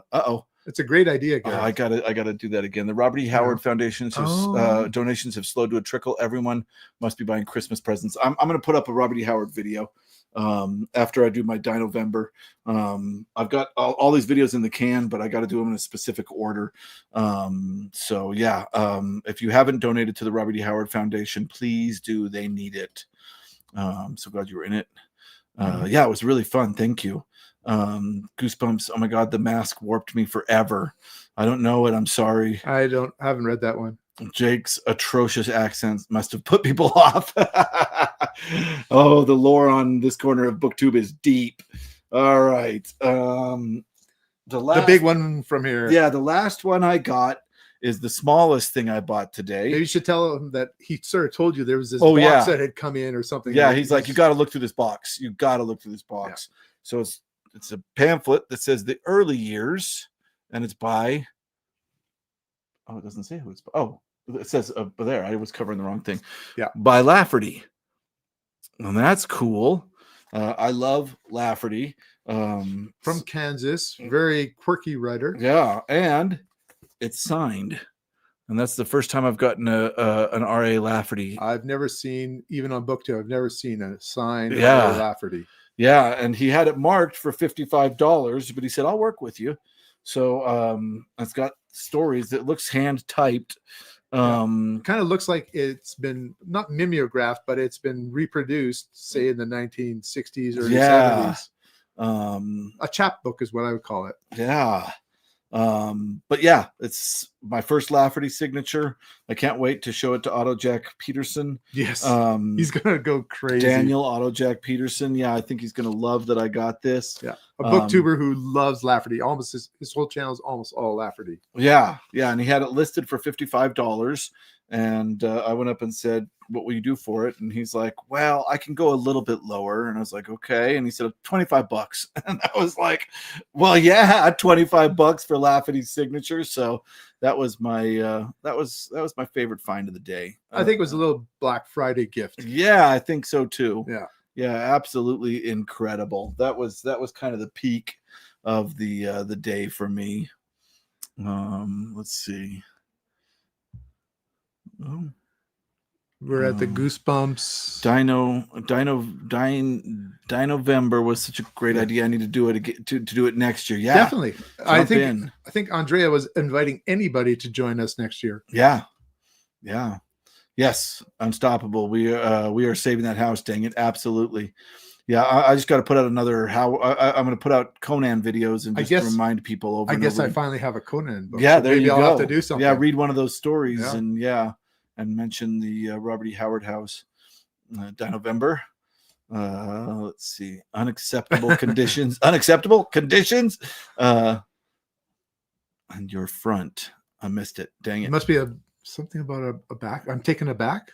I don't know. Yeah.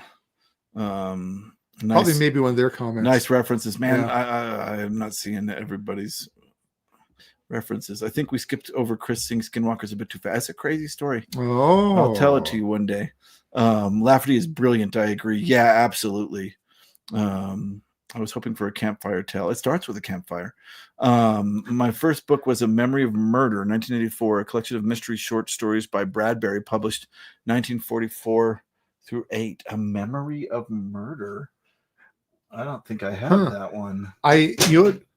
This is by Bradbury. I believe there's a collection by Hard Case Books of Bradbury's mystery stories, and I do have that at home. That's fun. And it's got a lot of very early Bradbury books or Bradbury stories that are mysteries. Yeah. I've been loving Lafferty, man. Just so good. So good. Oh, this person's responding to somebody about their book. Yeah. Memory of Murder is a great Bradbury collection. Yeah. Okay. I'm telling you, Bradbury. Everybody gets super excited when Bradbury comes up, but nobody makes videos about him. It's going to happen. I know it's going to happen this new year. Watch winter and spring. We're going to have lots of Bradbury, I think. Looks like Gareth talked about him. Yeah. It was my first Bradbury I did in my deep dive. Yeah. Was that a genre that Bradbury was there? God, even there's good romance in his books too. So I don't know. There is some. Yeah. That Hardcase Crime book is a great collection too, with some crossover. Yeah. Western. Oh, did Bradbury? I don't think Bradbury did a Western. He lived for a little while as a kid in Tucson, so there could be a flavor of it in there before he moved to LA. Yeah, I know that some of science fiction. I mean, some of those Mars stories kind of feel like an old time Western town. Yeah. Yeah. Yeah, that's interesting. Maybe not Western. Okay, tell us your story of your bookstore. There is a place in Santa Fe. It's to me, it's the only bookstore that Paul Cooper's taken me to that I really love in Santa Fe. And it's called Book Mountain. And I looked up the history of it because I've enjoyed it for 2 years in a row. And it used to be owned by somebody named Peggy Frank. And she had opened it in 1980 after she had a bad car accident. She focused from her career into this bookstore. And she wanted to just make sure that people were able to get books at an affordable price. And so she made a system of selling them at half cover price, and that she would trade in books at a quarter of the cover price. And she was able to maintain this shop, but her health was getting worse and she was getting into her 80s, and she wanted this bookstore to continue. And so she said that she would give it away for free, like the whole stock of her bookstore. And of course, the person would have to assume the lease, etc. And so a gentleman did, and his name was Nathan Center, I believe. I have a video that I have him actually talking about his bookstore that'll come up on my channel later. I think Santa Fe and even just New Mexico seems to be a real science fiction hotbed. And I've always found some very interesting books in there for science fiction. And it's the bookstore where I got the most books on this vacation. I'm going to just fire through a bunch here. Okay. I have the bill for these books. I'll show them all to you, and then I'm going to tell you about how much it actually cost. So I do have a copy of this, but I love this copy of Pavane. Yeah. Pavan, I think it's actually the pronunciation, because it's a dance and a medieval dance. Keith Roberts, a really great book. This is where I would first recommend people who like Keith Roberts to go. I've also been slowly getting these books here, SF rediscovery books. This one is Chad Oliver, The Winds of Time. You've given me Chad Oliver in hardback. Yeah. From another set at one point. So this is number 10 in that series. Another book that I have from the Science Fiction Specials, but a hardcover now. The Witches of, Cars. That's by the same guy that did the one with the crazy big otters that I read. Yes, The Demon Breed. Yeah, The Demon Breed. That was a great book too. Yeah. Yep, James H. Smits. Yeah. Then I found 3 hardcover books of the Hichi Saga? The Hichi Saga from Frederick Pohl. So there's Gateway and Beyond Horizon. I think I have these in order. And Hichi Saga. So I just said, hey, I have a paperback at least of the Gateway, but I didn't have the rest right now. I did read those way back when they were first coming out, I think early 80s. I haven't read them yet. This one is one that I've heard about from Ira and other booktubers. It's called The Color of Distance by Amy Thompson. It sounds like just a fascinating, I think it's a book you would probably like. It sounds like it's got a lot of weird things going on in John here. W. Campbell Award. Yeah. So this one, actually, when I talk about it, that was the most expensive book I picked up. One that I was trying to, I'll save this one for last. A Canadian author that I've started to collect but I haven't read yet. I believe that's not good. Dun, dun, dun. I believe that she was a biologist, and so I'm starting to read Julie Czarnada, I think is how you pronounce her name. Her covers have a real intricate artwork on it. And the one that I didn't want to drop, but I did. It's a beautiful cover. Good Lord. This is a book club edition. And cool. Maybe you can tell from the back of it what it's about. I was telling Chris that I found this book, a book club edition of the Book of the New Sun with all 4 novels in it. This is, and so here it is. That's crazy. Yeah. It seems too short. Yeah. Look at this. And I think, look at that cool art. Yeah. Yeah. Let's see if it looks like, it's called Book of the New Sun, so it's got to be all 4. And there you go. That's all 4. That is so cool. And it's great font and really easy to Yeah. read. I have copies of these Interesting. in the 2 paperback editions of it. Yes. Yeah, that was my reading But this copy. is replacing it. Yeah, that is so cool. That's a good. So- I've never even seen that. Yeah, I've seen this really expensive Yeah. in some places. So let's talk about the Book Mountain. I had traded in some books, but there's sort of like an in and out on this receipt.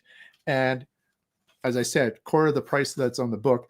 There's a cap, I guess, as you go down in prices on books. Like you could have 35-cent old paperbacks, right? Yeah. So he charges minimum $2 for paperbacks, $3 for hardcovers. Like the library store. Yeah. Yeah. And the only book that wasn't a $2 or $3 book was this one, because it's a newer one. It was $7.50. The rest of these were all $2 or $3. So these, if I take this one out, these ones here cost $27 for all these hardcovers I showed you. I think you and could, those paperbacks. I think you could sell that Gene Wolfe for double that. Yeah. So if you're ever through Santa Fe, I really recommend going to Book Mountain. It's a great store, and I will talk about it on my channel again. Yeah. And you had said that you'd never seen this when I was trying to describe it. I never have seen it. And I've seen it a couple times, but I couldn't believe it was $3. Yeah, seriously.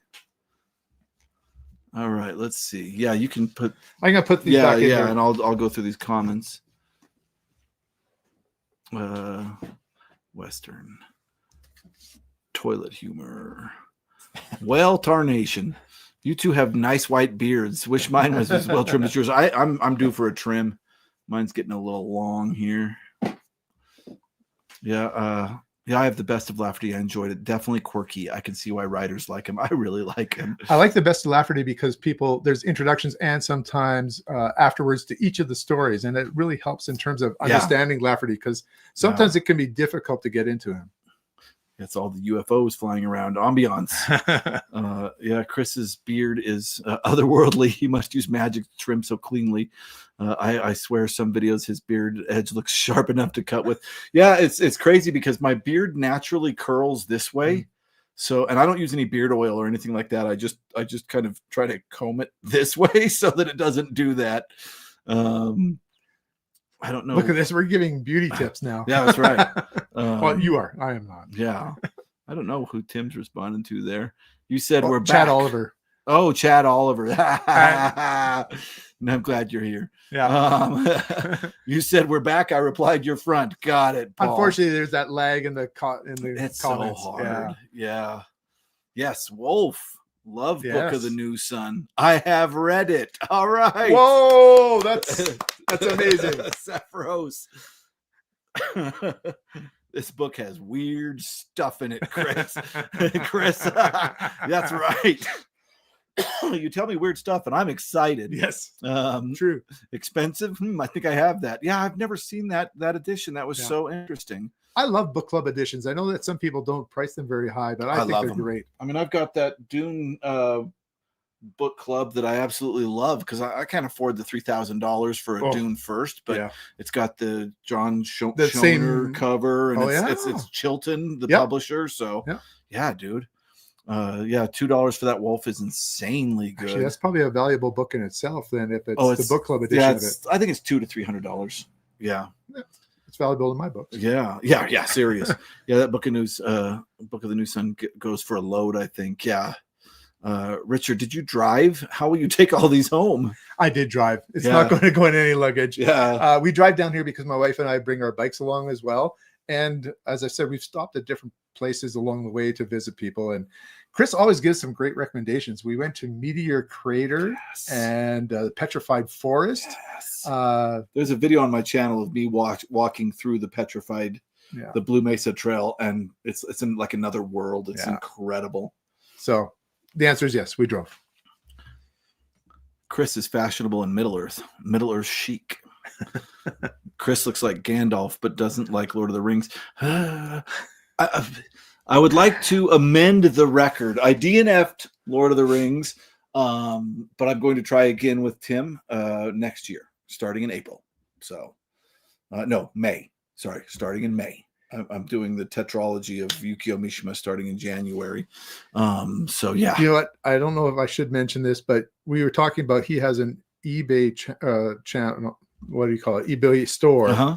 And I would tell you, there's things that you haven't seen here that there's a good chance will be on his store that you may want to look at if you like Tolkien. I got a good Tolkien find. Yeah, I really did. Let's see. I'm reading Gene Wolfe's short story, Detective of Dreams in Macaulay's Dark Forces. Hope it's good. I haven't read that one, but I do have Dark Forces. I'm reading Wolfe's Soldier of the Mist, which I have a reading copy up there, not an old one, but we want to do an Albuquerque to Denver drive. So Richard, thanks for the Santa Fe bookstore rec. I just hope you left some good stuff. Yeah, there's lots. Just going I-25 from Denver. I mean, my brother lives up in Fort Collins, so I do the Albuquerque to Denver. I mean, all the time. There's good stuff to stop and see. Let me know if you're in Albuquerque, me like you. That would be fun to meet up. Maybe go to a bookstore together. I hope you like it on the second try. I think with Tim and everybody excited about it, I probably will enjoy it more. I have a hard time. I don't know why this is. This is the same problem I'm having with All Heads Turn When the Hunt Goes By. I have a slightly hard time when a lot of story is told in exposition, where people are like, come and sit down at the fire, and they're like, let me tell you where I've been. And a lot of Lord of the Rings is told in this kind of exposition style, but I got to get over it. I think it's going to be really fun. Richard, you joining us for Lord of the Rings next year? Nope. Oh my gosh. Didn't even have to think about it. And that ended the comments. That was like a mic drop. Nope. Oh my goodness. All right. Oh boy, we're over 2 hours. We should still talk a little bit about Pluribus. Absolutely. So if you guys, we're not gonna have to spoil it a teeny bit. I mean, concepts of the story have to come out a little bit, but it's only been 5 episodes in. So there's general concepts of what this is that we're gonna have to give away. And I watched this I didn't even know it was made by the Breaking Bad people. I didn't even know it was filmed in Albuquerque. Like, I just was like, Pluribus sounds like it's cool. And I turned it on and I was like, wait, that's the VLA, right when it opens. And then it's like, wait, very, very large array. It's the radio telescopes in the desert that was used for contact. Yeah. And then so the building that I work at for my college, my particular campus, suddenly they're filming there, and I was like, this is Albuquerque. And that was really fun.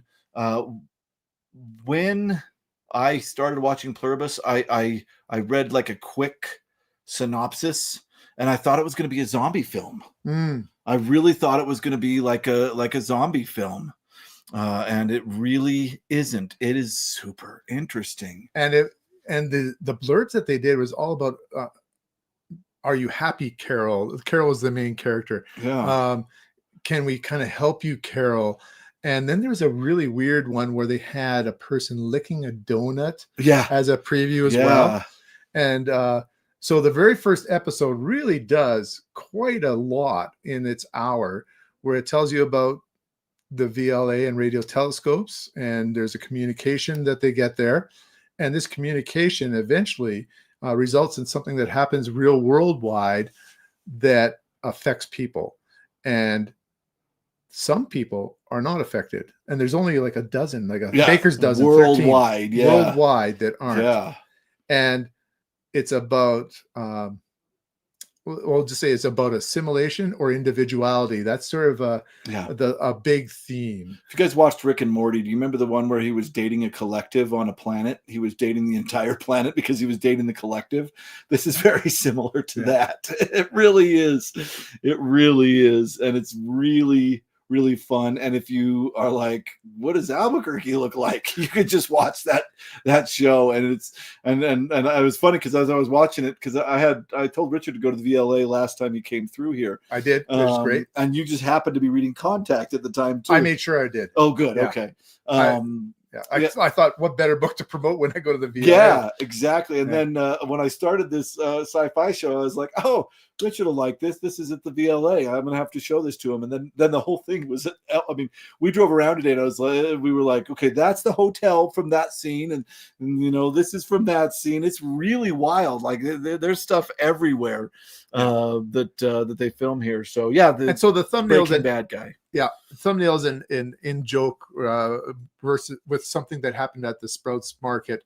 And I don't think we should even go too far with that, but I'll just say that if you like Breaking Bad or Better Call Saul, it's got that attention to detail, and every little point or part of the plot will tie together, and you can just see it kind of all blending into some sort of storyline that is really very mysterious. And even the last episode kind of ended with an aha moment of some sort or a shock moment of some sort for the main character. Somebody but already they don't said it. reveal it to us. Yeah, somebody said way up earlier, what's under the tarp? Yeah. So that's right. We're at a if you like Breaking Bad, this is the guys that did Breaking Bad sci-fi. And I like sci-fi. Vince Gilligan did X-Files, was one of the writers on X-Files before he did Breaking Bad. And so this is a return to science fiction, but with that attention to detail that you see in Better Call Saul and Breaking Bad.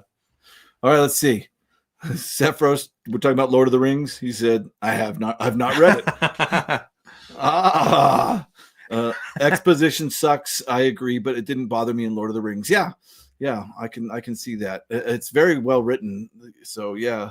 Have you ever read Saturn's Children by Charles Strauss? I have not. No, I have not either. Yeah. I have a short story book by Strauss, and I haven't read it yet. Yeah. I have not read it. Pluribus hasn't grabbed me yet. Uh-huh. I guess he's saying read by Phil Dragish. Yeah, I'm not sure what that exactly means. Yeah. I haven't watched the newest episode yet. I am enjoying it, though. It's so much fun. Yeah. I'm really enjoying it. Tim, this Lord of the Rings thing you speak of, is that based on Sword of Shannara? And Tim's fighting words. Not now, Rob. I'm collecting the pieces of my broken heart. What did you do to Tim? Oh, that was that quick no. Yeah, that's right. Yeah. Oh, I love you, Tim. Yeah. Just not Lord of the Rings. That's not okay.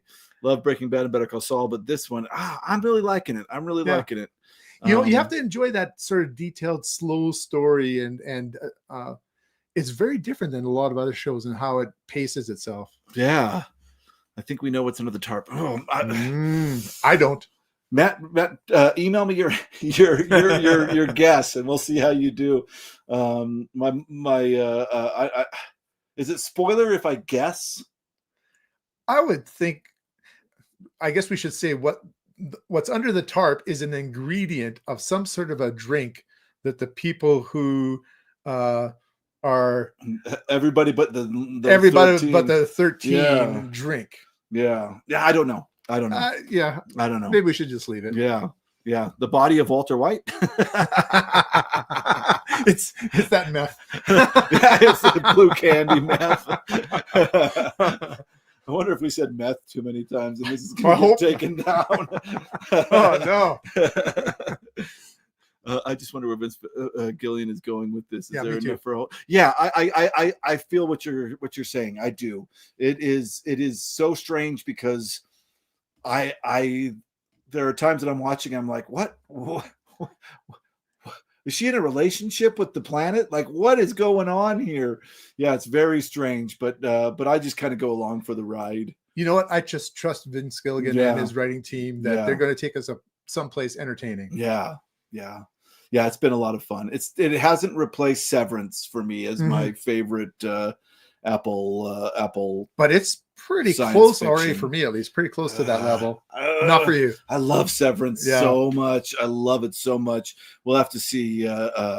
That's definitely a weird liminal type of show right there. I loved it. Yeah, I loved liminal it. Between the outie and the innie spaces. Yeah. I hope it's just one season. Yeah, I don't know. I think it might be kind of doubt it. Yeah. We'll see. Hope so, Richard. Yeah. I just kind of go with the flow. I wondered about Pluribus. I saw a clip of the first episode. Okay, maybe give it a look. You should. I think you'd like it. Yeah. Try the first episode. It'll definitely be. You'll be able to decide whether you want to go for it or not. Yeah, exactly. It was a pretty good pilot episode, if you call those pilots anymore. Yeah. This is it's interesting, Sephiros, because I know a lot of people had trouble with the second season, and I really enjoyed the second season. And the way that I described it to myself is that the first season is like classic science fiction, and the second season is like Murakami. It goes weird. It goes very weird. But I was there for it. I really was. I'm interested. Yeah, I like it too. I'm interested to see if the third season is necessary. You know, we talked about ambiguity, liking ambiguity. I could actually live with the end of the second season, the way they finished it. Me too.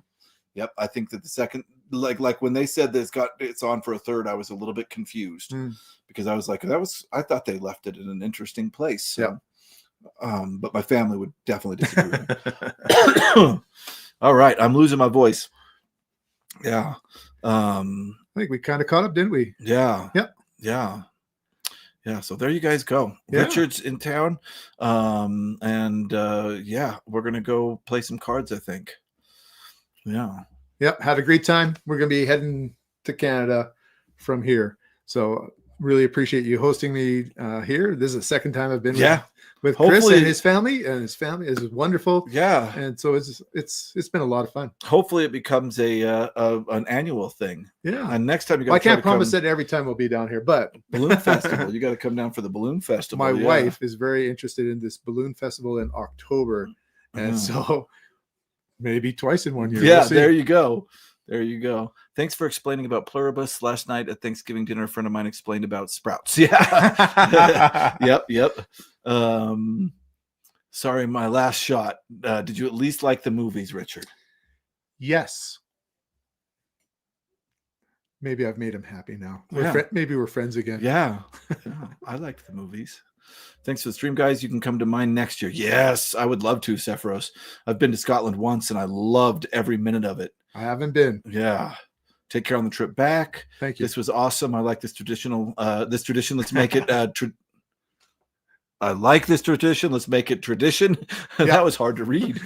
Vintage Spaces. That's tradition. Right. That's right. Have a good one. Thanks for streaming, guys. That was fun. Thanks, everybody. Thank you. All right, now we're going to click and look at the camera and tell